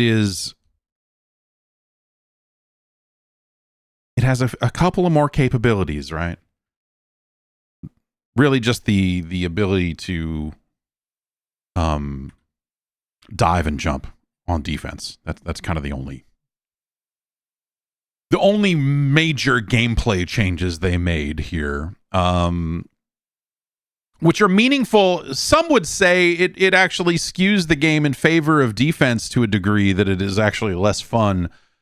But I spent a lot of years hearing that argument, and I don't know that I buy it. It looks so much worse. I think that the graphics, the player graphics and stuff are they just seem amateurish. I'd say the same thing about the music, is that a lot of the attempts to kind of put in some American organ tunes and all of that sort of stuff, I think that's the aspect of it that really kind of subtracts from the game. It's really... It just sounds shitty. It sounds like it feels like a ROM hack in a lot of ways. You know, like I said, they took Namco's damn near perfect video game and filthed it up with their uglier graphics and music, and didn't really add much other than a credits screen to credit themselves for all the bad work they did. And it's disappointing in that sense. You know, as a follow-up to, you know, one of the greatest sports games ever released and all of that stuff. Like, you know, there's definitely like a meaningful downfall here. That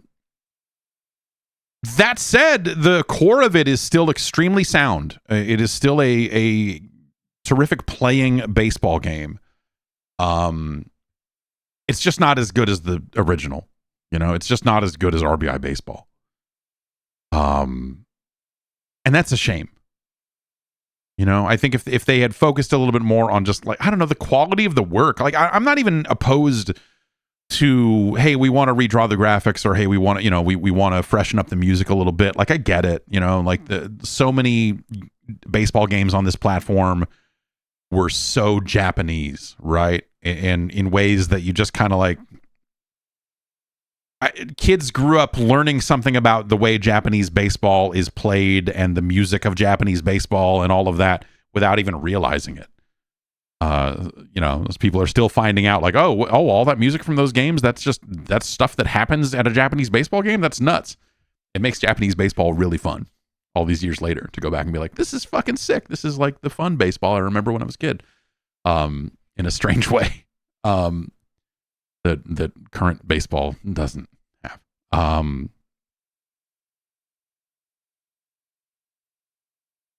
But yeah, the work, I think the work is bad. I think that's the problem. Ultimately, nothing wrong with the concept of, hey, let's freshen this up and make it more like Major League Baseball. More characters for names, you know, leads to fewer weird busted abbreviations and all of that sort of stuff. And you still definitely see some of that here. But like, the work is just poor. And I think that's the biggest problem with it. If they had found a way to freshen it up and actually like keep it looking cool and all of that, I think it would be a much different conversation about the overall quality of this game versus its predecessor. But I think what we're left with instead is a game that is like significantly lower on the list. Despite like having a couple of gameplay improvements, like the edges matter, and they biffed every single edge in this game to the point that you'd be better off with a copy of Baseball Simulator 1000, which is not necessarily a direct apples to apples comparison, right? Because the thing about Baseball Simulator 1000 that makes it great is that it has weird special abilities and powers and stuff. Like, it's a weird game, and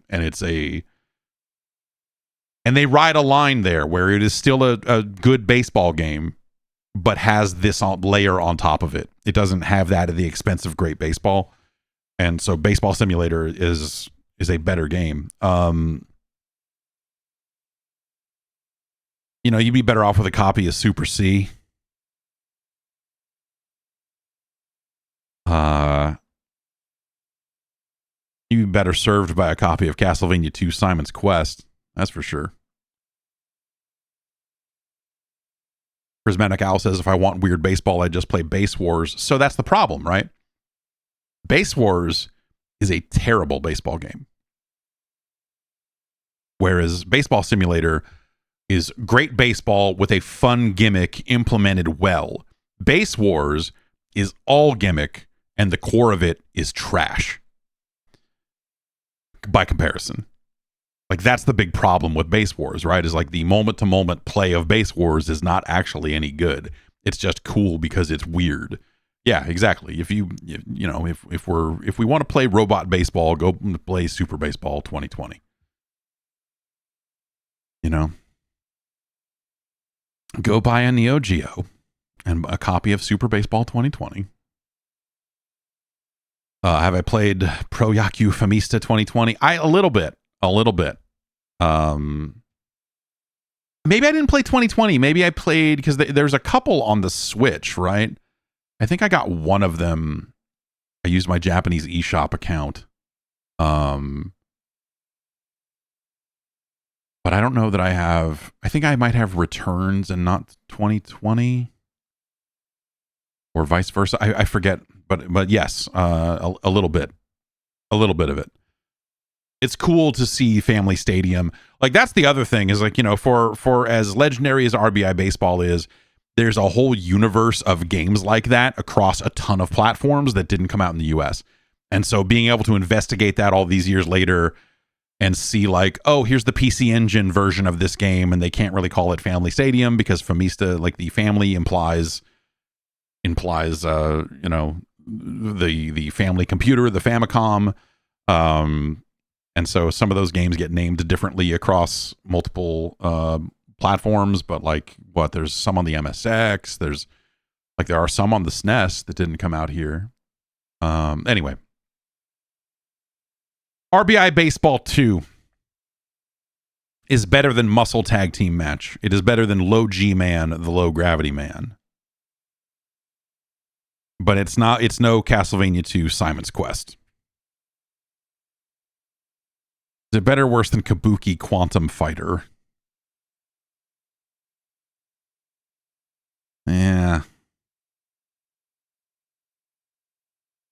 It's better. It's better than Tag Team Wrestling. I'm reluctantly saying this because Tag Team Wrestling is such a great video. It's probably the best wrestling game on the platform.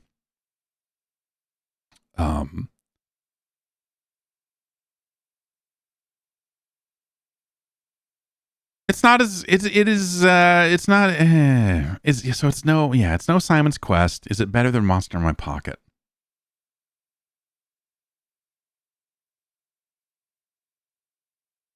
No, it's our new number 86.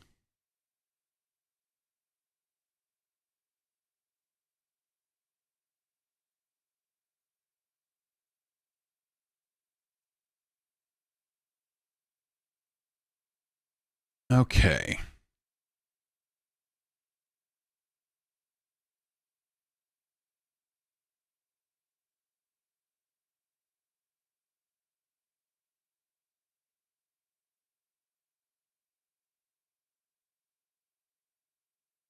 And there you have it.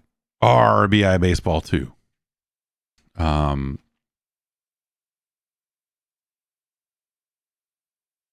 1990, also it's just, kind of a late, like I played some RBI Baseball 2, but it was not a hit in our house.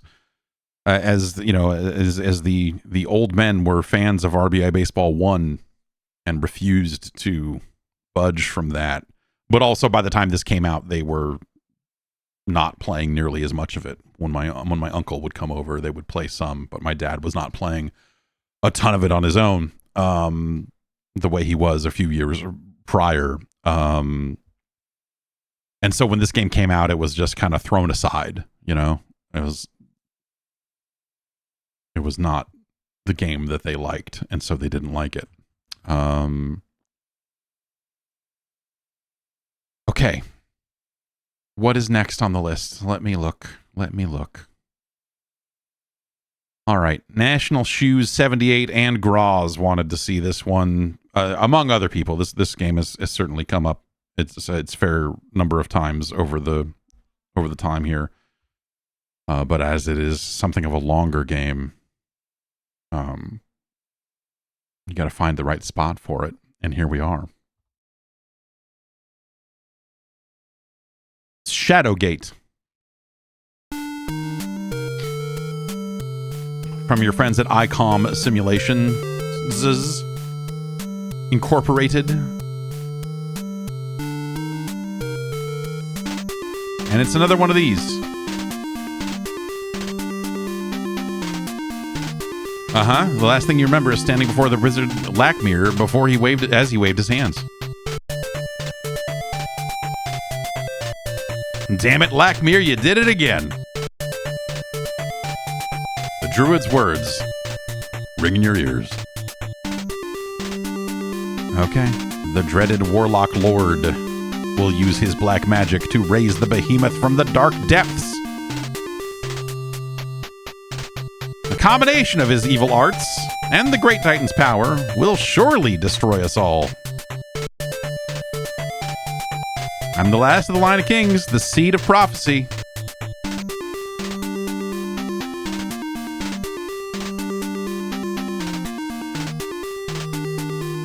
All right, it's time to stop the evil one from darkening our world forever.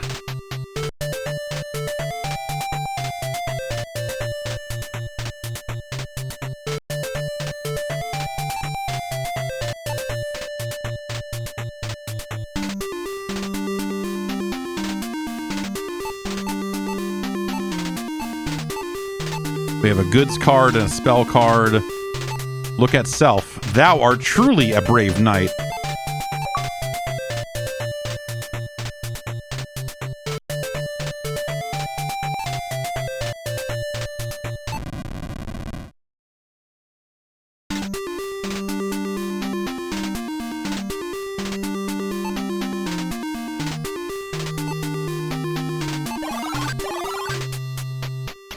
All right, we've got evil, insidious eyes. A buffoon.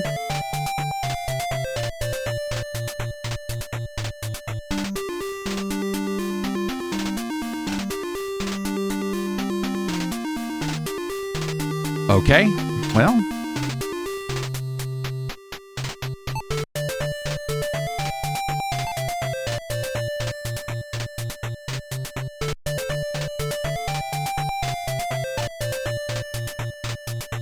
Take a couple of torches.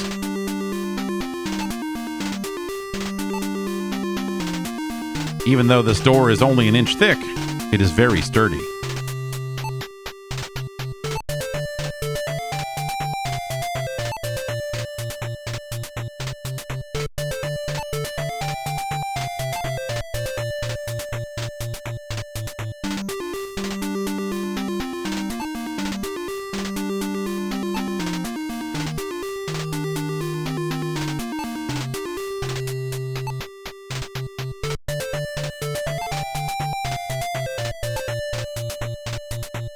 It's a beautifully woven rug.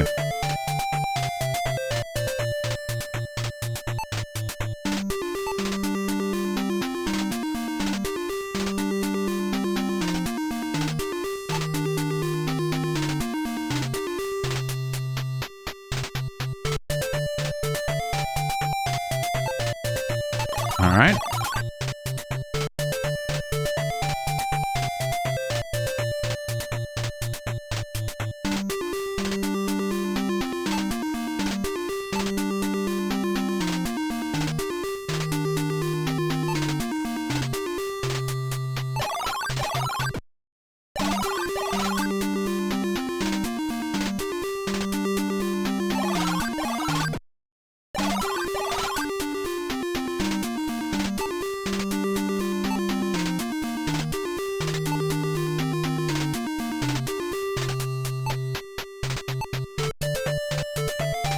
The skull of some creature.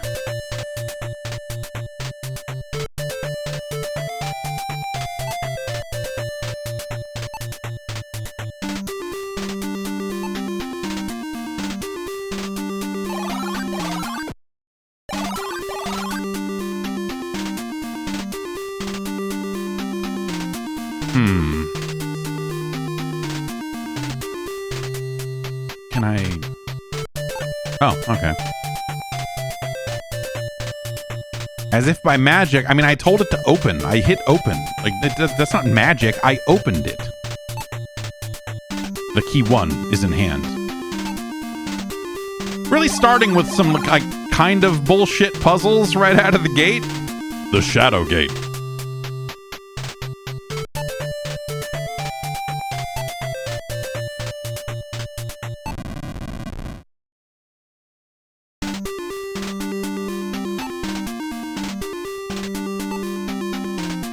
The key doesn't fit into the keyhole! 2 exclamation points. That's how serious this is. The stone walls feel uncomfortably close.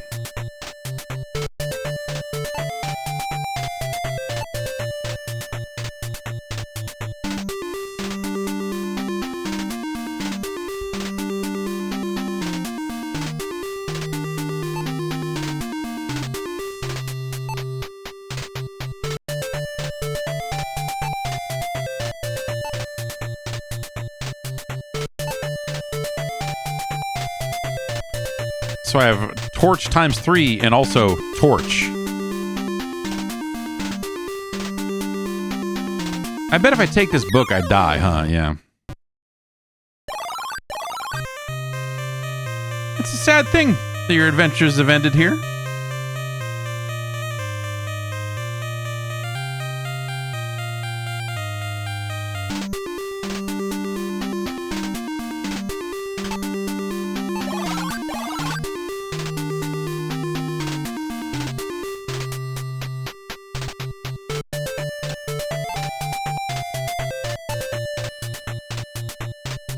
So, like, this torch, there's something up with it, right? I mean, it looks different.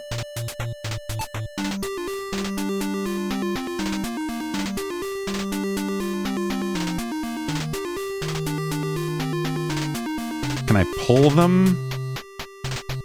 I guess not.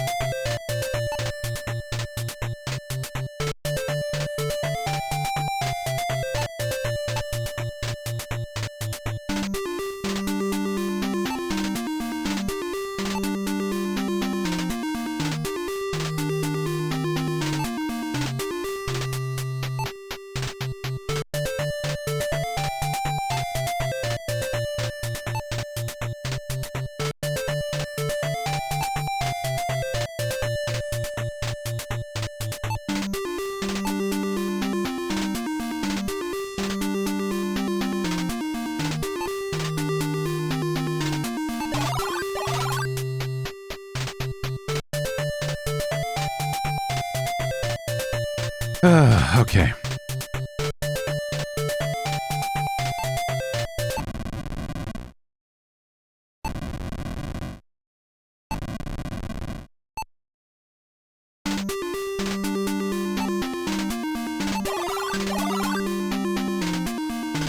The stench of flesh and decay pervades the small chamber. This room's really cold.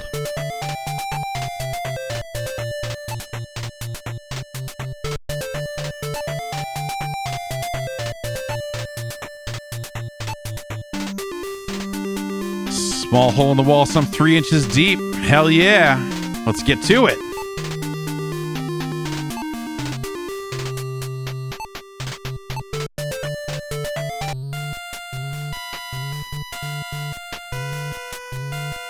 I'm sure this is fine. Am I going to freeze to death? Is that the thing? Sure sounds like I'm going to die.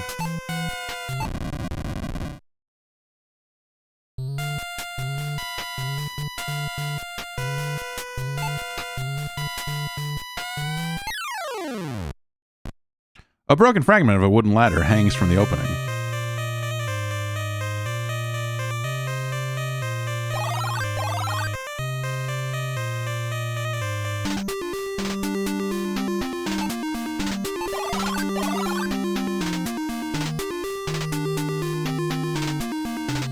Okay, can we put this torch into the pedestal?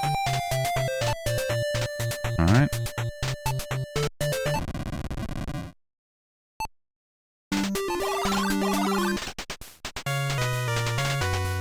Fear grips you, so you enter this hot room. I'm sure this is fine. I'm sure whatever those eyes are, it's not a big deal. Securely locked chest. A pile of gold melted together.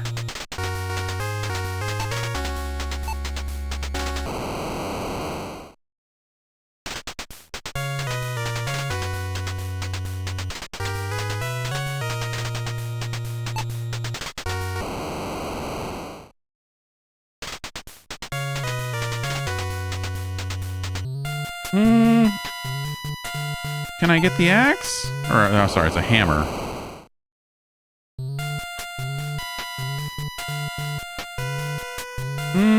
Can I take the helmet?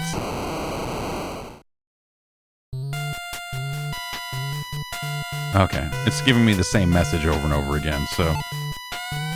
I wonder if I can advance on him. I mean, there's only one way to find out, right?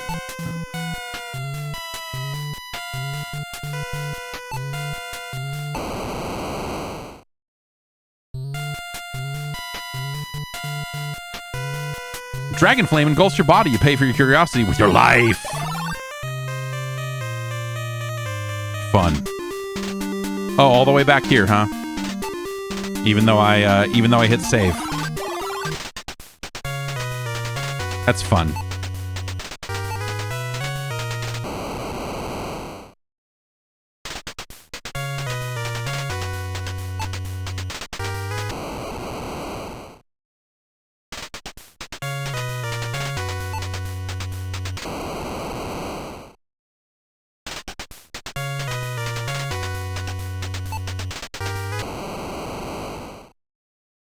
Can I take that bone?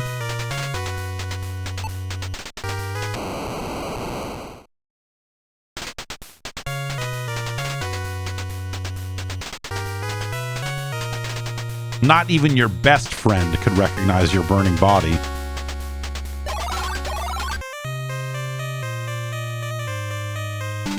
Okay, let's get everything but the bone and then leave. Seems like the... Or would I be better off with the bone than the hammer? I don't, you know.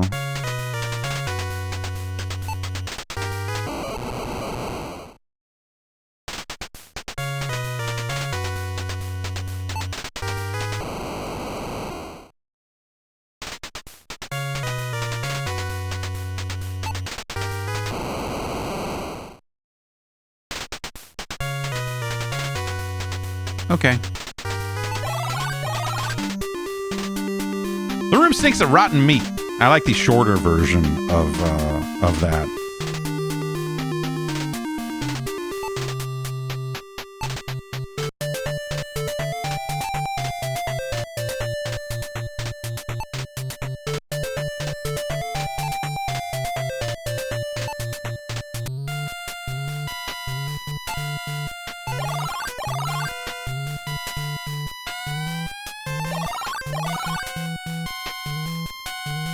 Half a dozen coffins. You know, let's go in the other side room before we... What that looks like.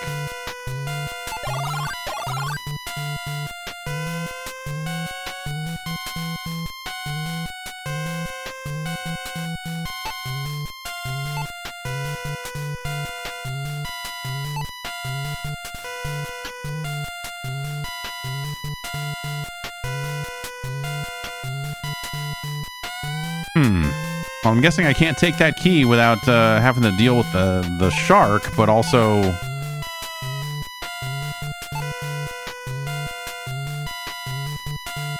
Since I have so much gear, will I automatically attack it?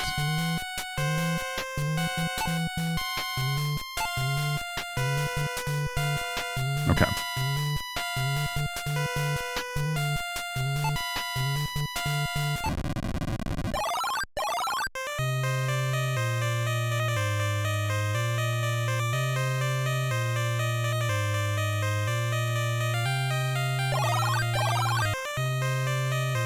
What? I have 3 torches, man.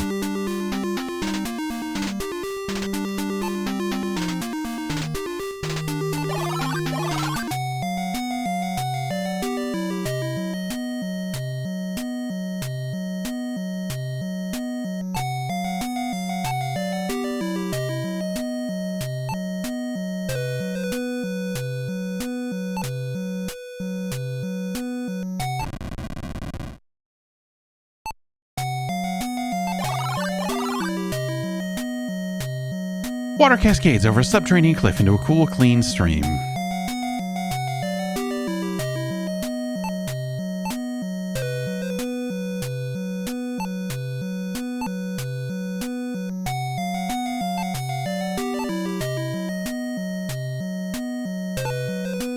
It is very dark.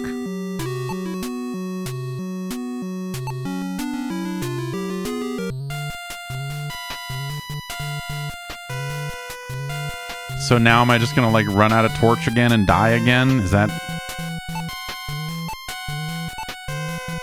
like, am I supposed to like go back and take another torch?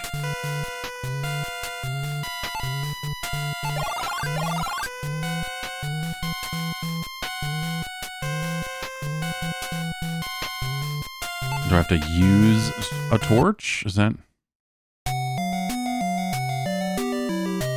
Okay. That's like mechanically weird considering I have a bunch of them, but okay. Okay, I guess that's what these indicators on the right side are showing me is torch power.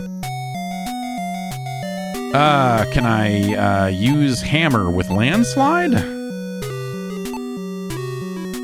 Can I wedge a spear in there and pry the rocks down?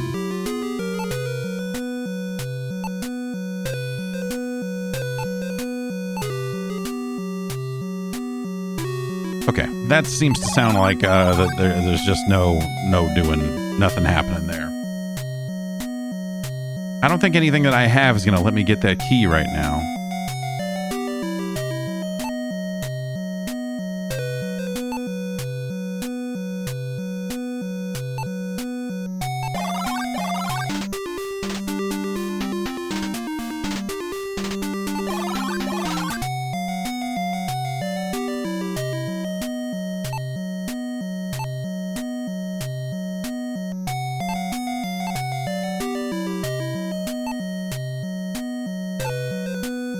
The bag 2 was taken.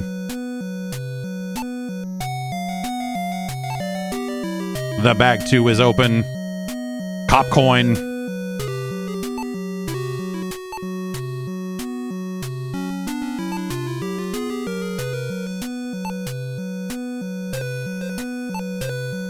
I only pay in cop coin. This green slime is quite disgusting.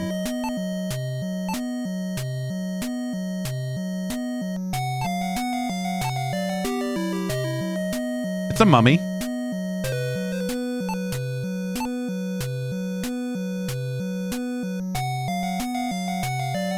Well, let's push our luck. Hi!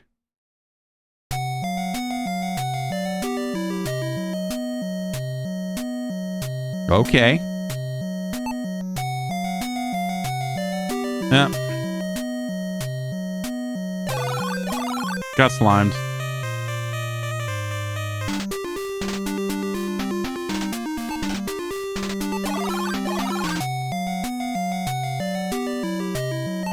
I appreciate that the game, doesn't force you to manually save at every turn, but also it feels like the place it puts you after you die sometimes is not cool.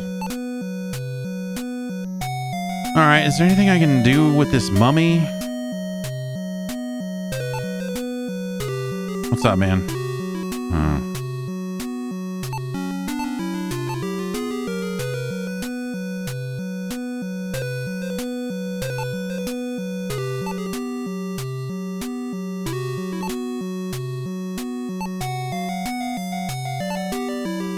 Hit the mummy with a hammer. All right, I guess let's just go this way. Yes, the Elven Funhouse at King Otto's Fair.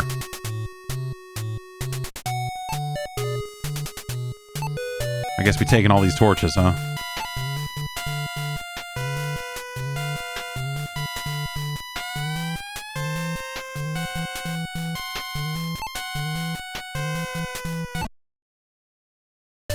The torch is lit.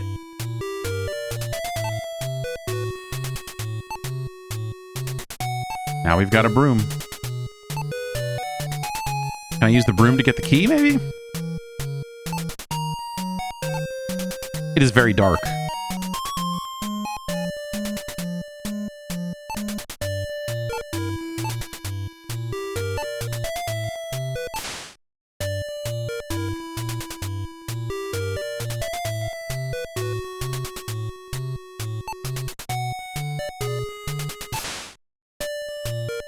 Okay. We've opened a magic portal into deep space and we're immediately sucked through. Sure.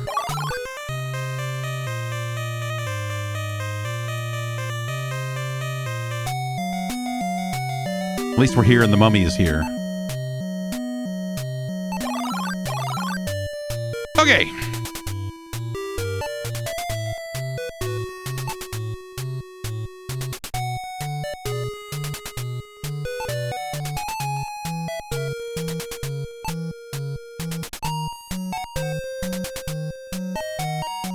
Let's try this one. Shards of glass fly through the air and slice into your body. Blood pours from your wounds and your body slumps to the floor. This is fun. You know, hey, this is adventure games. Right?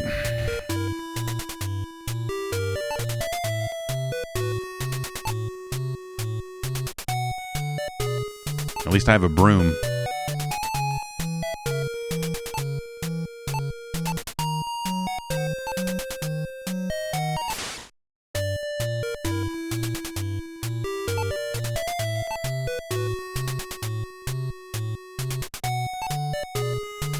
What are the odds?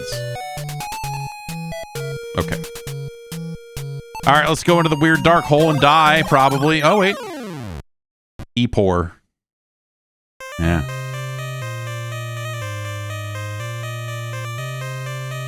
It's only a matter of time before you die.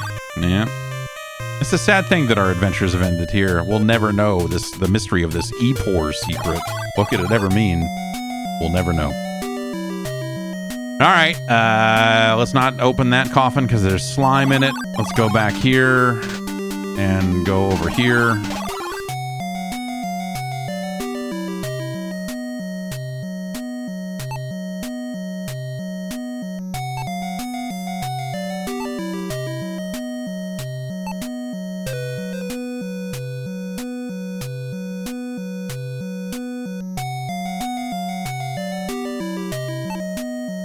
What was in here again?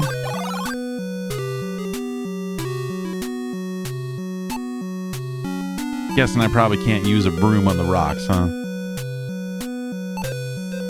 Okay, is there anything else in this room?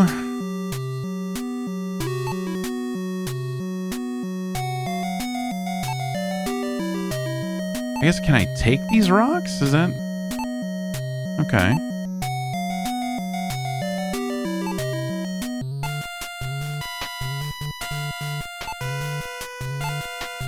Hang on.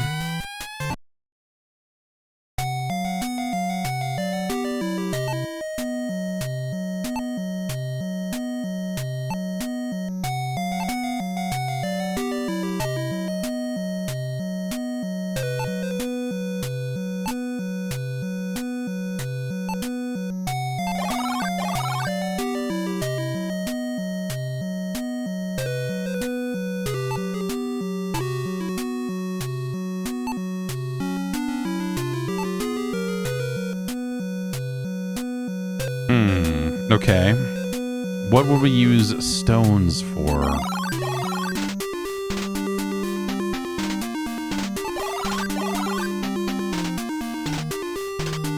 Can I use the stones to take the book? Like a throw me the idol, throw me the whip, like put the stone down, pick up the book type shit? Probably not.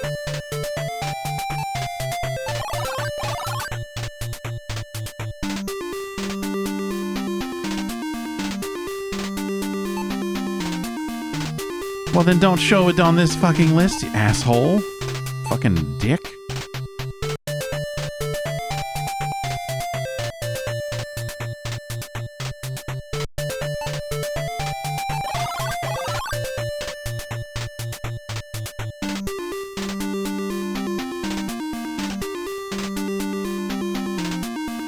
Oh, I don't even know.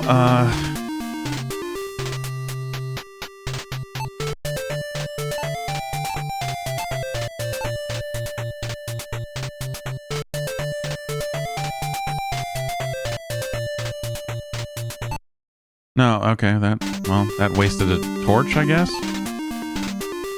Can I use this torch conceptually over here? No, that... Alright.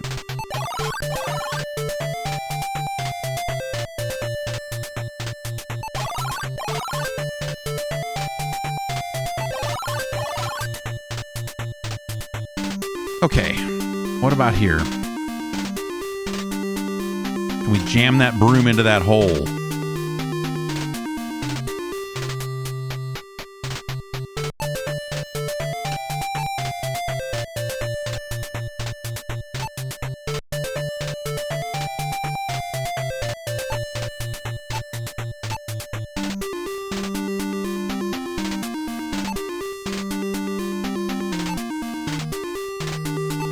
What does it say about this? This is a large pedestal with iron trim.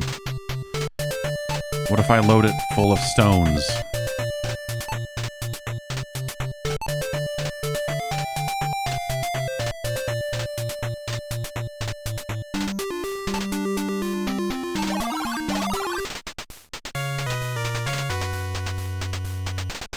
Can I take the bone now without...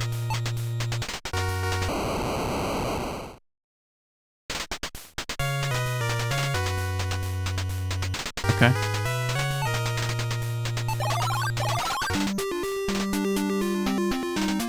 What if I stick the bone in this hole? I want to use bone. Okay, apparently I simply cannot use bone.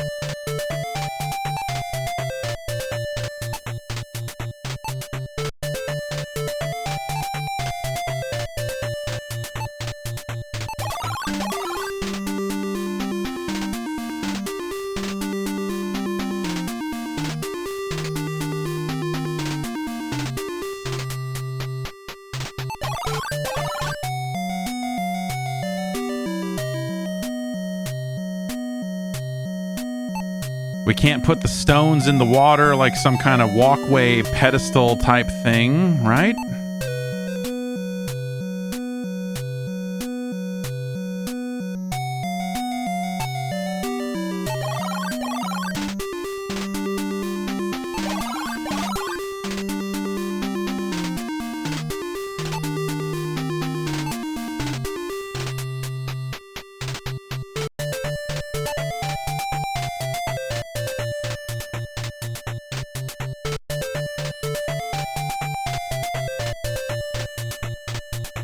Okay. I looked at this little tile earlier and it didn't say anything. But... oh, okay. You would think... This seems like it should have, like, when I look at it, it should have a different bit of dialogue. That's...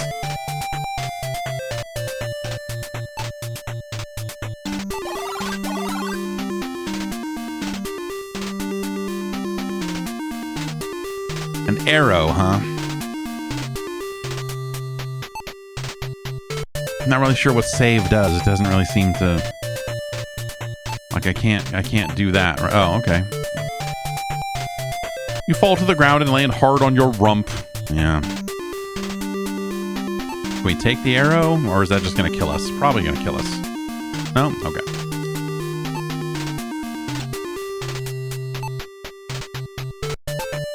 I can't take these torches? Why not?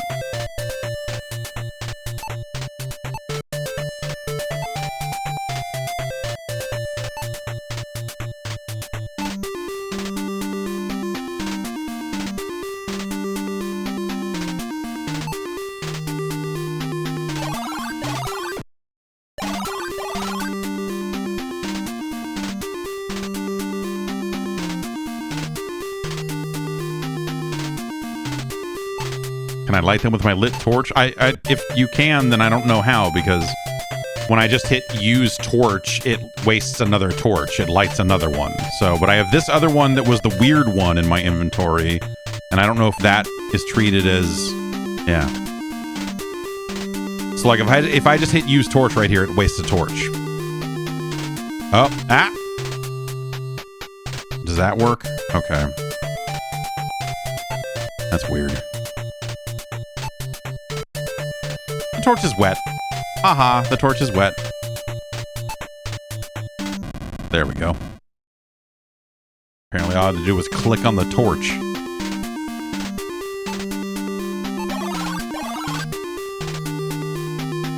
From the darkness below rise the screams of the undead.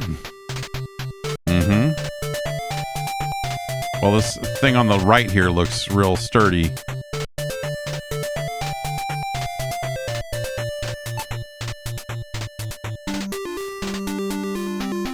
But I feel like if I were, you know, going to make a video game, I would make it so the other one definitely blows up. Ah, well. Rude.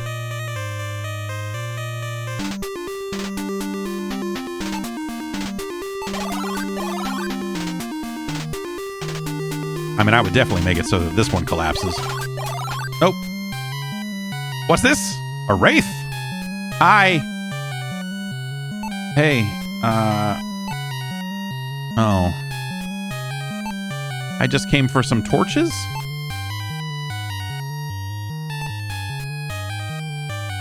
Alright, cool.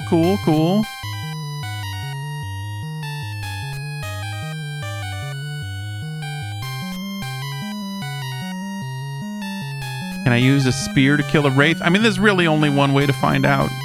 The answer is almost certainly no. Okay. At least it didn't kill me.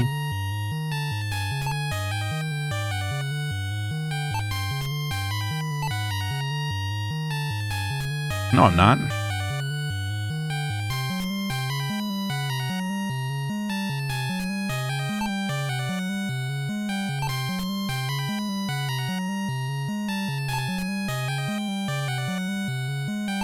Mr. Wraith, I'm just gonna, no, okay.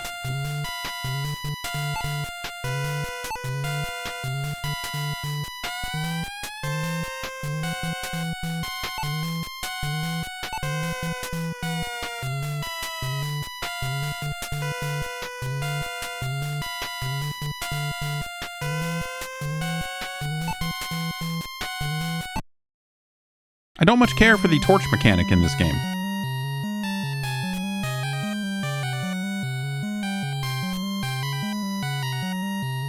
But can I burn him? No, wait a minute. It's best if you don't do that. Okay, well...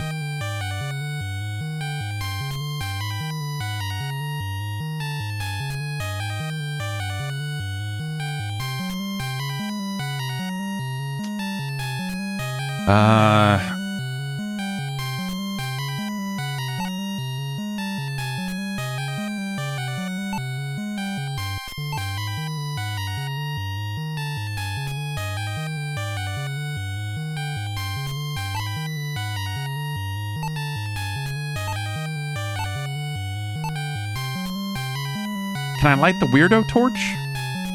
Is that... Use torch on torch? Is that...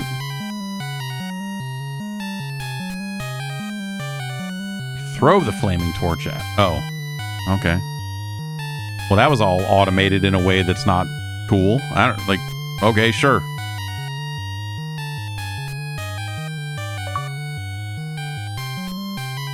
Yeah, that's a weird... It's a weird way to do that.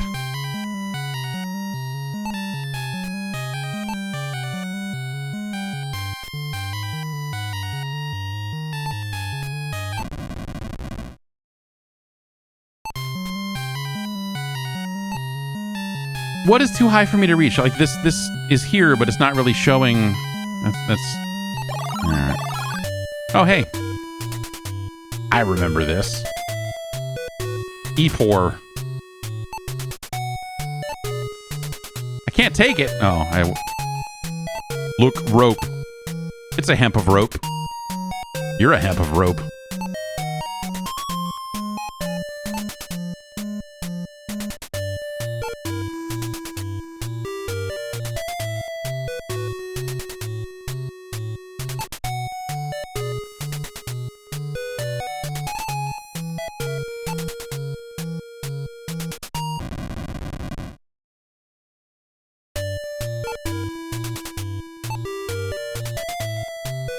What does it say about our mysterious sign? So I can't take the rope. I really can't take the rope?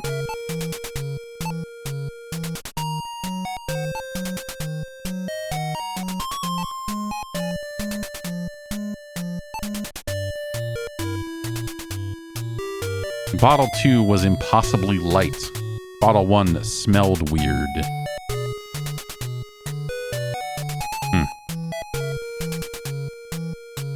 Can I go up? Can I use rope?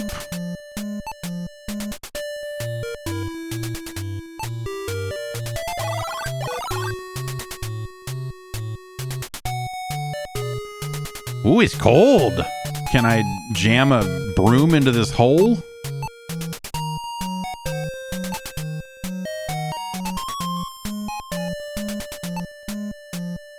I hate the message about the stupid broom, because it seems to imply the game doesn't understand what I want to do with it. It's a concave polygon. Fuck you. Big words. Go back to college.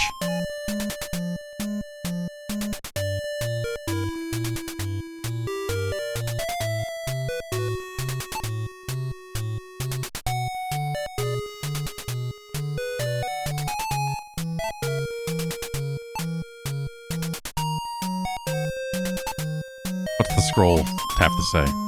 Oh, well.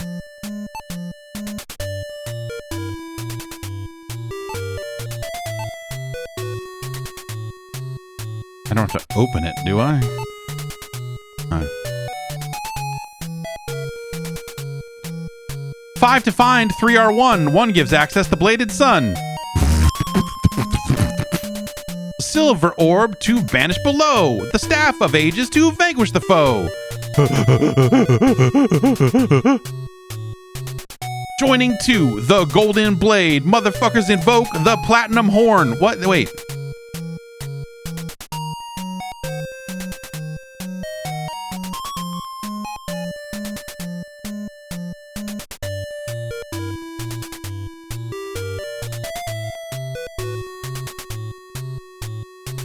Why does the N not rhyme?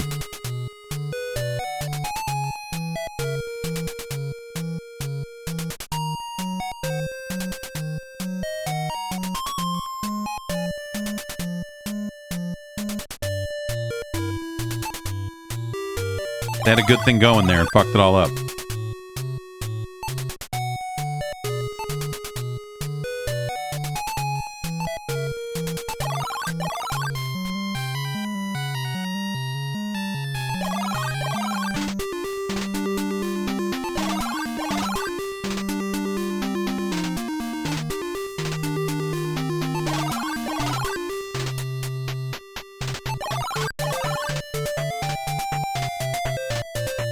I don't have another key or anything that would open that little door.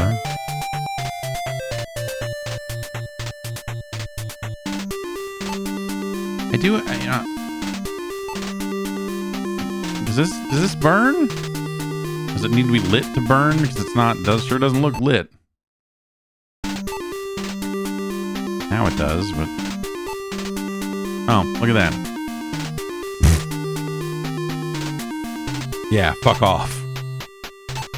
That'll teach him.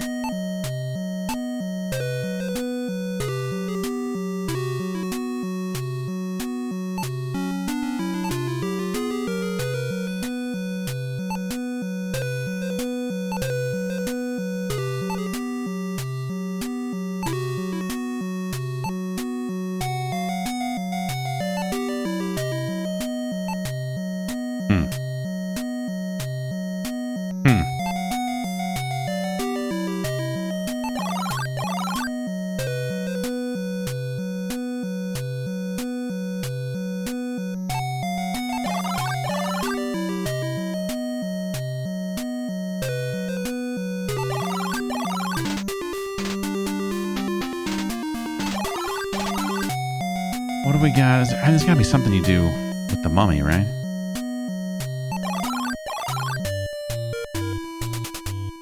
I'm guessing I can't get this door open until I get that other key. Oops, shit. Wrong fucking hole.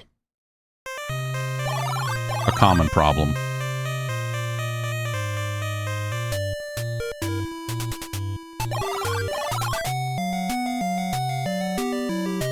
Well, I suppose I could... I mean, I suppose I could fucking try to burn the goddamn mummy.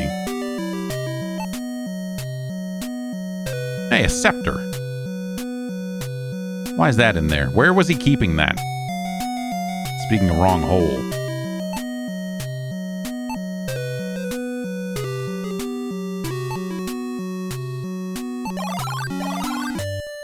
No. Let's go...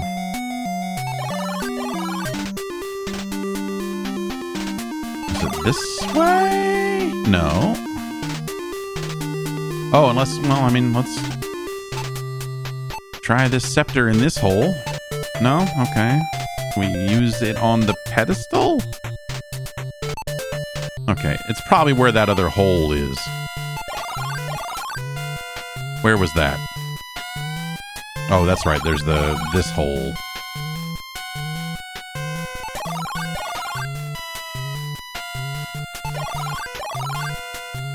Alright, let me light a frickin' torch.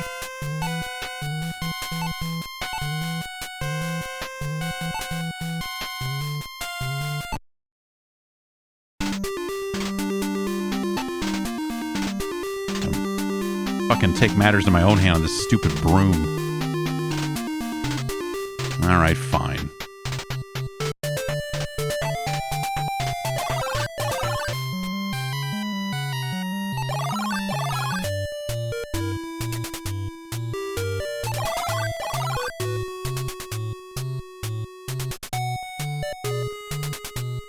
Guessing I gotta jam the scepter into this hole.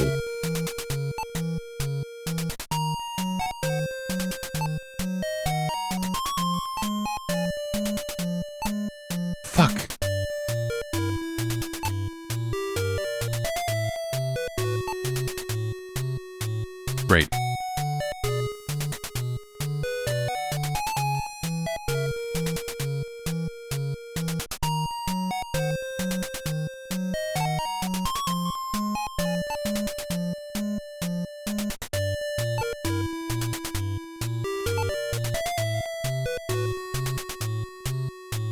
Yeah. There we go. I like that it says, oh, it won't open, but if I just use it on self, then...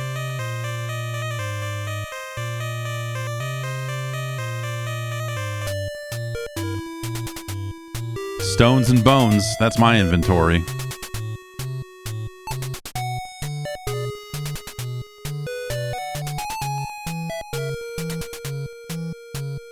Can I burn the rope?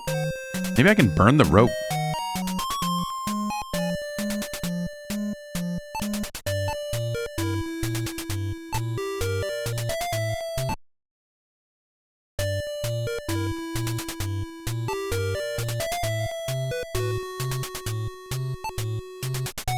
Well, fuck you.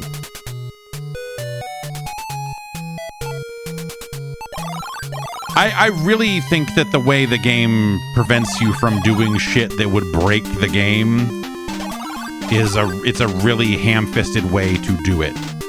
I really don't like the way that they are doing it. Like, no, you shouldn't do that. Like write something better. Like, write a better bit of dialogue there.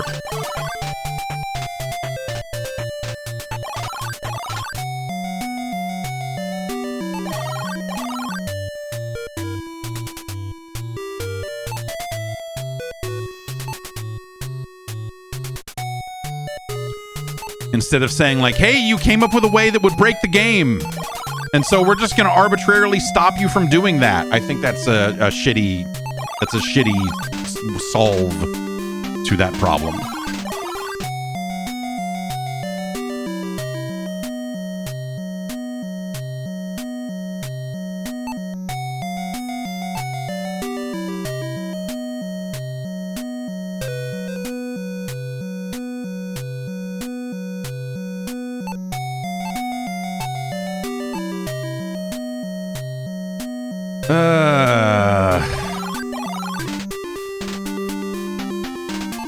Well, I don't know. I'm feeling out of stuff to do for now, which is fine. We've probably seen enough.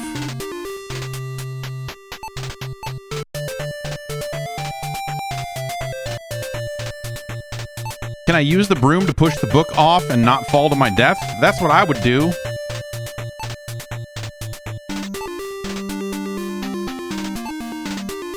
But it just assumes I want to sweep.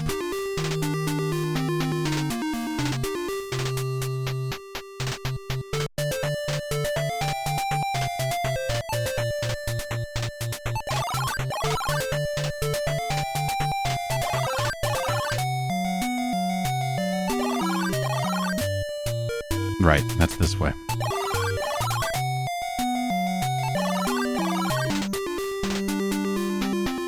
I don't know.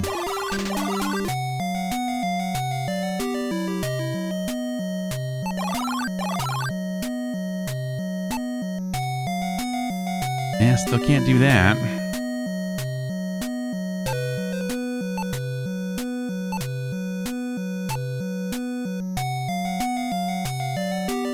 See, I want to move on. There's gotta be a... Oh, well, what... To say there's got to be something on the other side of the waterfall. And I guess maybe there almost sort of is. Alright, the damp walls of this eerie cavern are rough and irregular. Alright, let's look at this before we start fucking with it. Alright, let's fuck with it.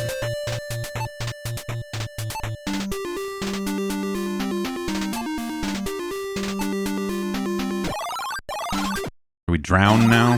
No?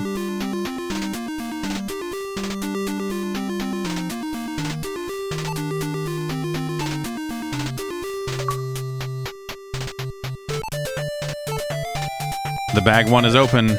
3 large jewels. White gem, red gem, blue gem. Alright.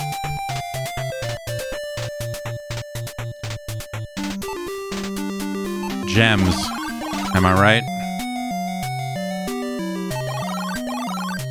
Can I throw gems into the... at the...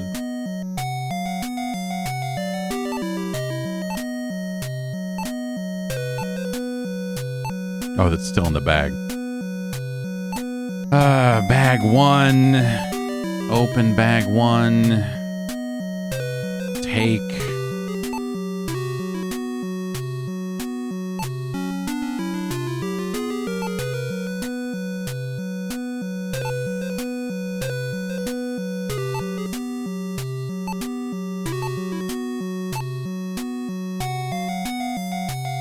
Like, can I just throw a gem into the...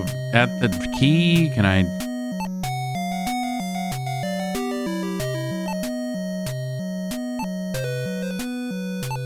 throw it into the water? No.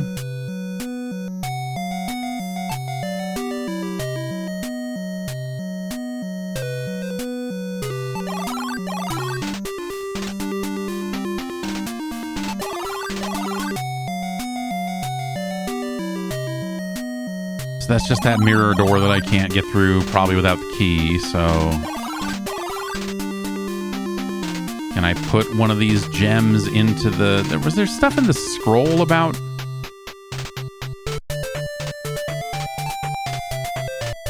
about colors?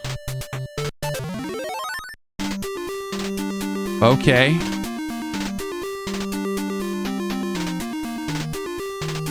Sure. Sphere. Chilling.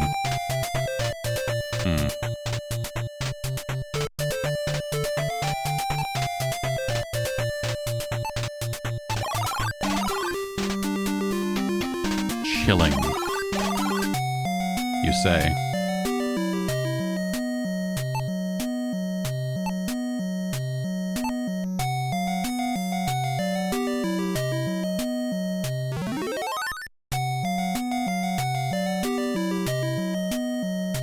Okay.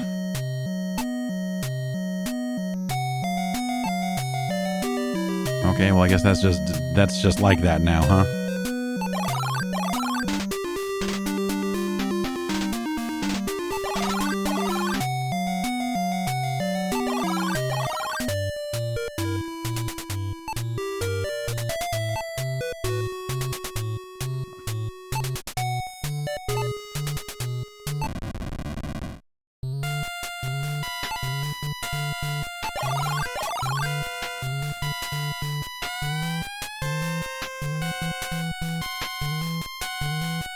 I was just thinking, this must be what the lower levels of Gehenna are like.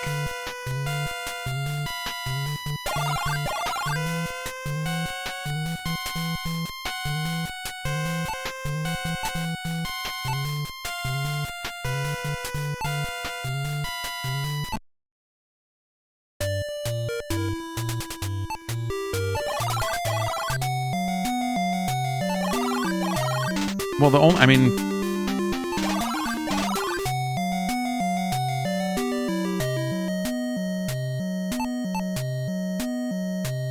this would cool things down. Or maybe, do I have to, can I break the ice with the hammer?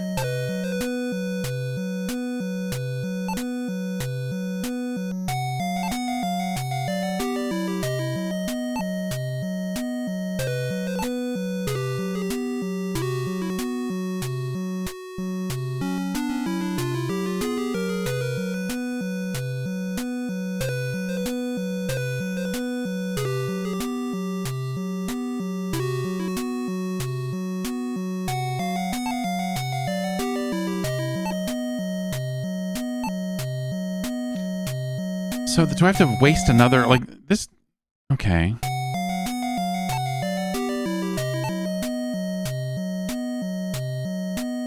It's very silly.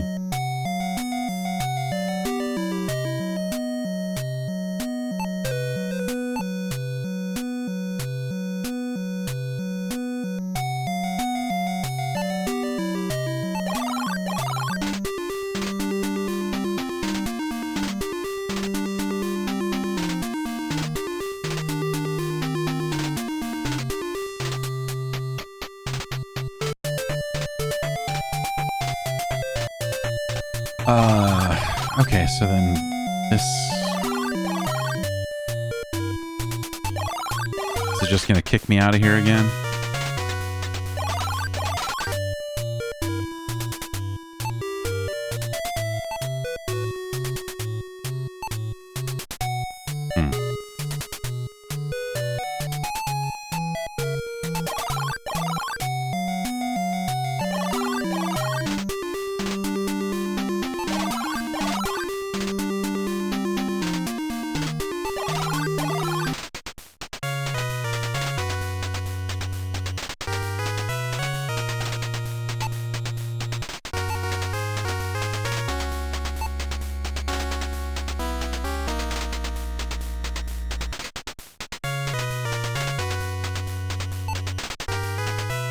Guessing that just prevents me from... Okay.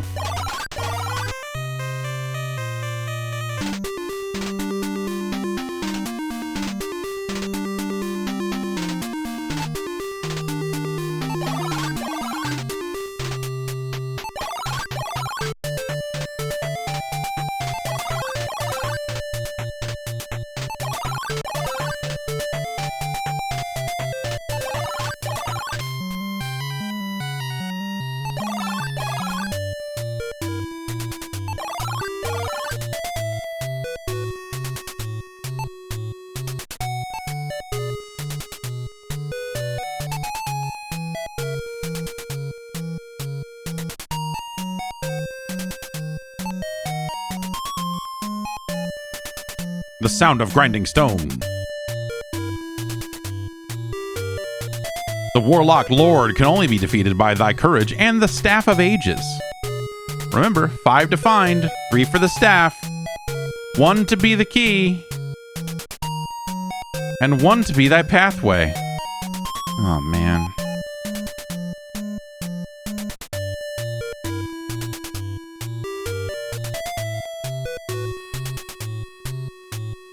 That's a clue, kids!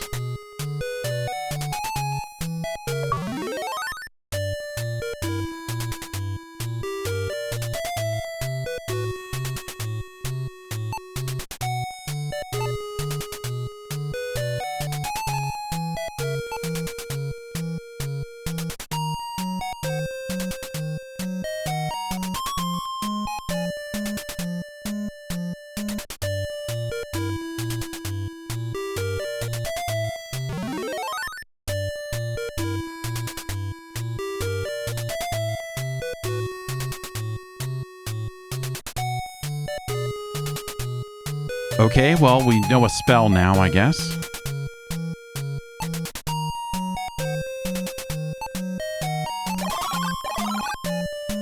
Maybe if I chant the spell at this rope.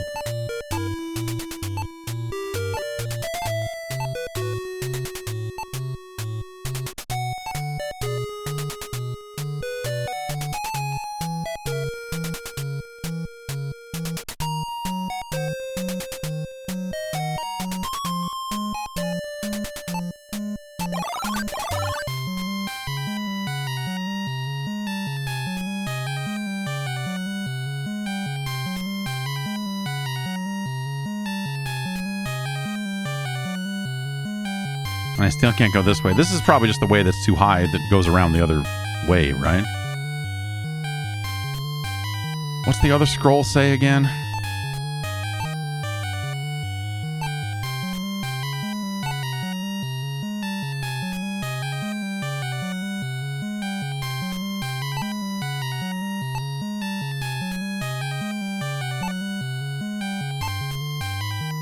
I want to read it again. I want to... Okay, look, scroll.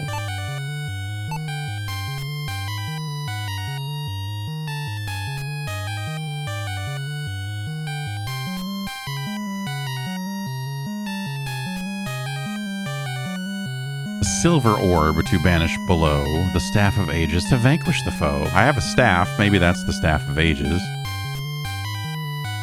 I don't have a silver orb. Or a golden blade, or a platinum horn. And I don't think we're going to get him today.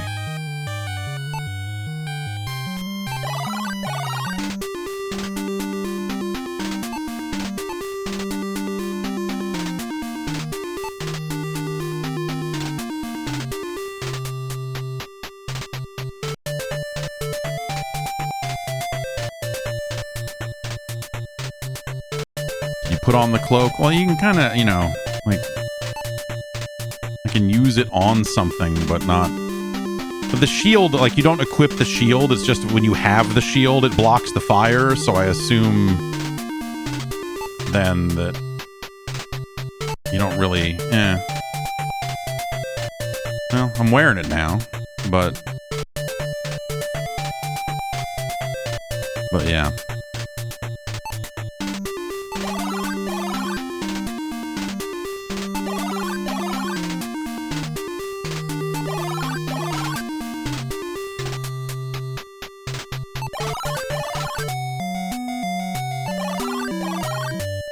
Unless the cloak does something here.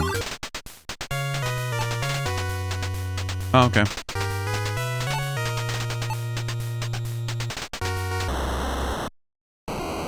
Oh. Look at that guy. A flaming horror.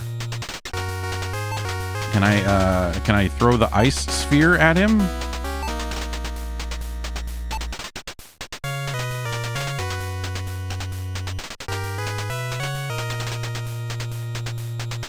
Okay. That's a lot that happened off of one command.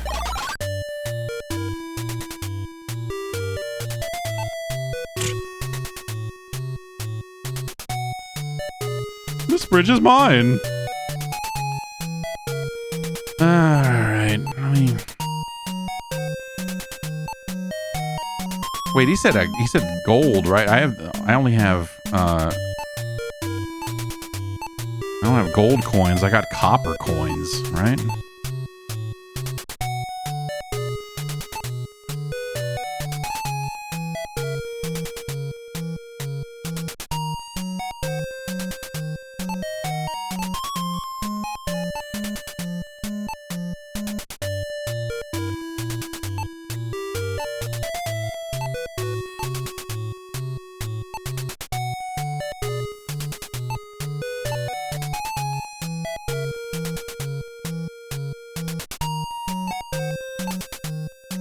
Yeah, take... Oh.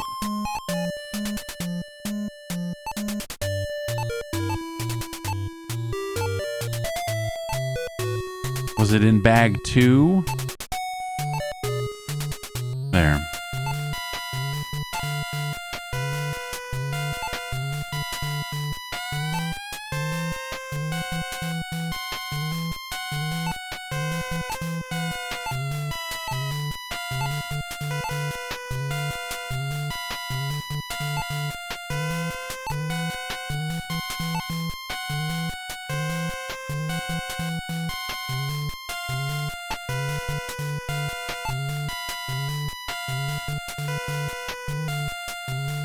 Oh, yeah, well, sure. Okay. Oh, that's nice of him.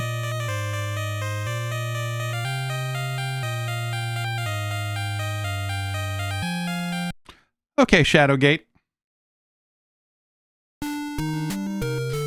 You know, I think that this is a better game than Deja Vu. Just structurally.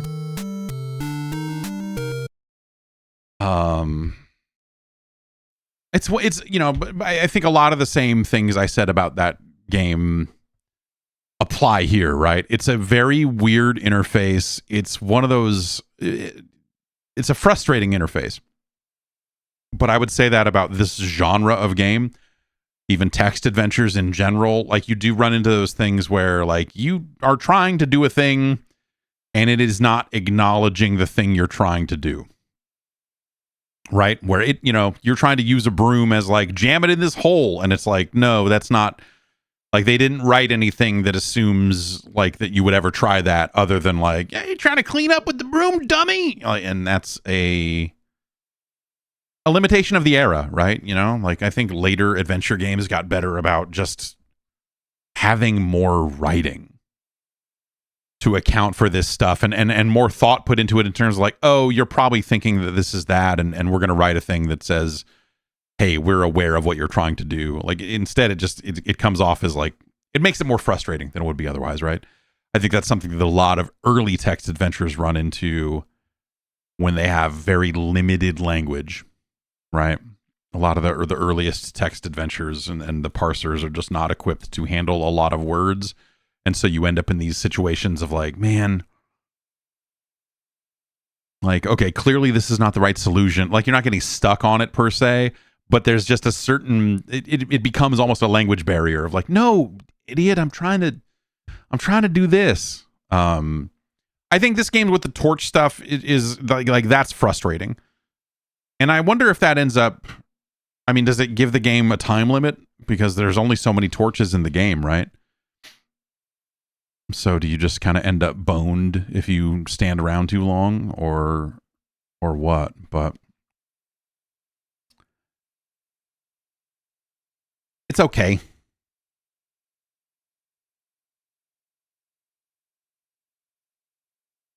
I think it's a more interesting setting and puzzle and some of the stuff that than what Deja Vu has.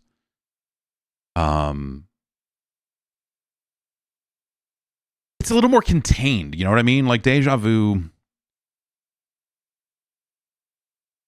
is probably one of those situations where Deja Vu is probably a better game if you're playing on other platforms, and then here it just, I don't know, like, that ends up being a hassle, a hindrance in some ways to enjoying what Deja Vu is, because the platform and the mechanics kind of get in your way. This feels like, again, just like a little bit more appropriate to, you know, the scaled to fit the platform, if you will. But they're pretty similar ultimately. That's the most I've ever played Shadowgate. I'll give it that. Like, I definitely like had messed around with it in the past, and I think I did rent it at one point and went like, oh fuck that, you know. But yeah, I don't know. It frustrates me the same way that like that the other, you know, like there's just interface stuff about it that your brain thinks faster than the cursor moves, and there's an aspect to that that's just like, yeah, come on.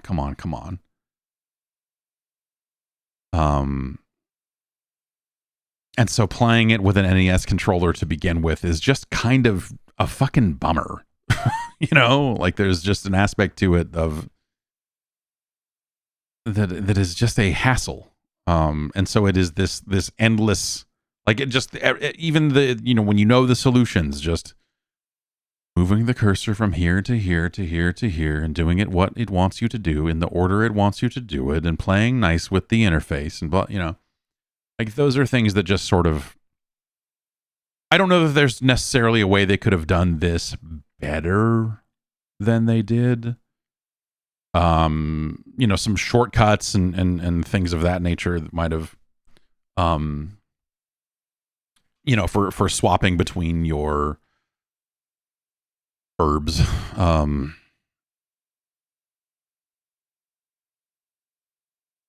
More variety would have helped as well, but I think that's something that probably applies to every version of the game, right? Like more custom. Yeah, funnier deaths is a good way to put it. If there was an aspect of like, hey, if there's a way, like just draw more stuff. You run into cartridge limitations there at that point, and just like limitations that a lot of games had on a lot of platforms then. And the standards for Mac gaming back then were pretty low. So, when we think about the Mac versions of those games, it's a bit of a different standard, I guess I would say. It's a neat game. It's always been a neat game. There's a reason why it sticks around and why it sticks in so many people's heads all these years later. And they tried to do follow-ups and remakes and all the other things that they did along the way. But ultimately, I think that this game is fine. It's just kind of a pain in the ass. That's not necessarily the fault of the developers, other than the fault of them deciding to put Shadowgate on the NES to begin with, because those limitations are inherent. There was no mouse. Not that, I don't know. If it had a mouse, they probably wouldn't have supported it, because who would have owned it? No one. Barely, like Mario Paint was popular, but it wasn't like the SNES mouse was like a barn burner of a sales success. But I do think it's like just a set of more interesting puzzles than some of the stuff in Deja Vu. It's just a little more pleasurable, I suppose, would be the word. I guess it's better than NES Play Action Football.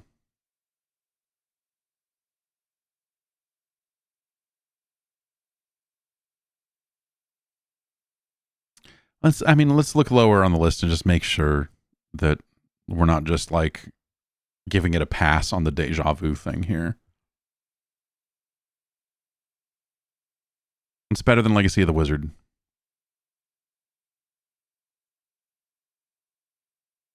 It's better than James Bond Jr. It's better than Lee Trevino's Fighting Golf.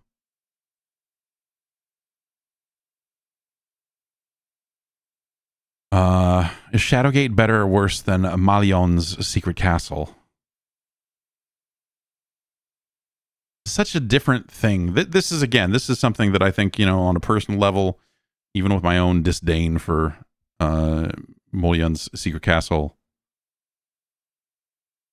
I would probably put it above Shadowgate. But scientifically speaking, I think Shadowgate is a better thing here. It's better than Town and Country Surf Designs 2, Thrilla's Surfari. It's better than Popeye. Is Shadowgate better or worse than Dino Wars, Destruction of Spoondalaus? I think I'm pronouncing that right. Spondylus?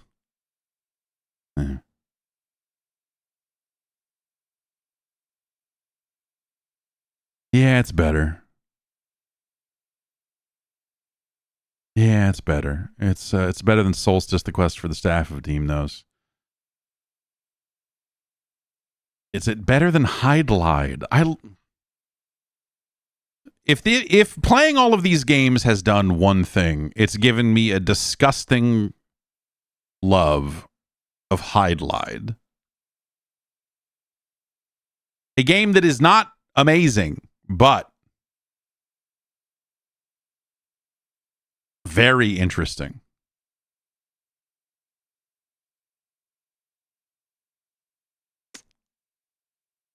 Yeah, so I guess that just gets us back to where we are. It's better than Deja Vu.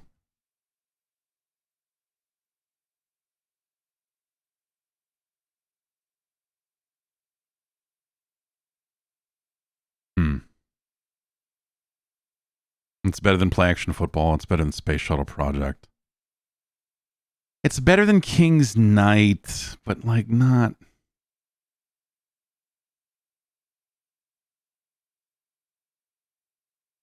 It's better than Lunar Pool. Is it better or worse than Kid Nicky Radical Ninja? That's a. Yeah, it's better. It's no. It is no Nightshade, I suppose. It's no Golgo 13. But it's better than Sky Kid. It's our new number 178. All right. There you have it. Shadowgate. 178. Okay. Well, that gives us 500 games on the list. I didn't think we would get there, but we got there. We have a few games left on the list that we did not get to that we'll look at next week. Daydreamin' Davy, Wheel of Fortune starring Vanna White, and Rescue Rangers 2 are the games on the list. And we'll try to start with those next time around. And see where we get to. 500 games. 500 games. Raid 2020, the 500th best game on the platform. I'll be back on Tuesday with the podcast, and we'll be back next Friday with more of this. Episode 88.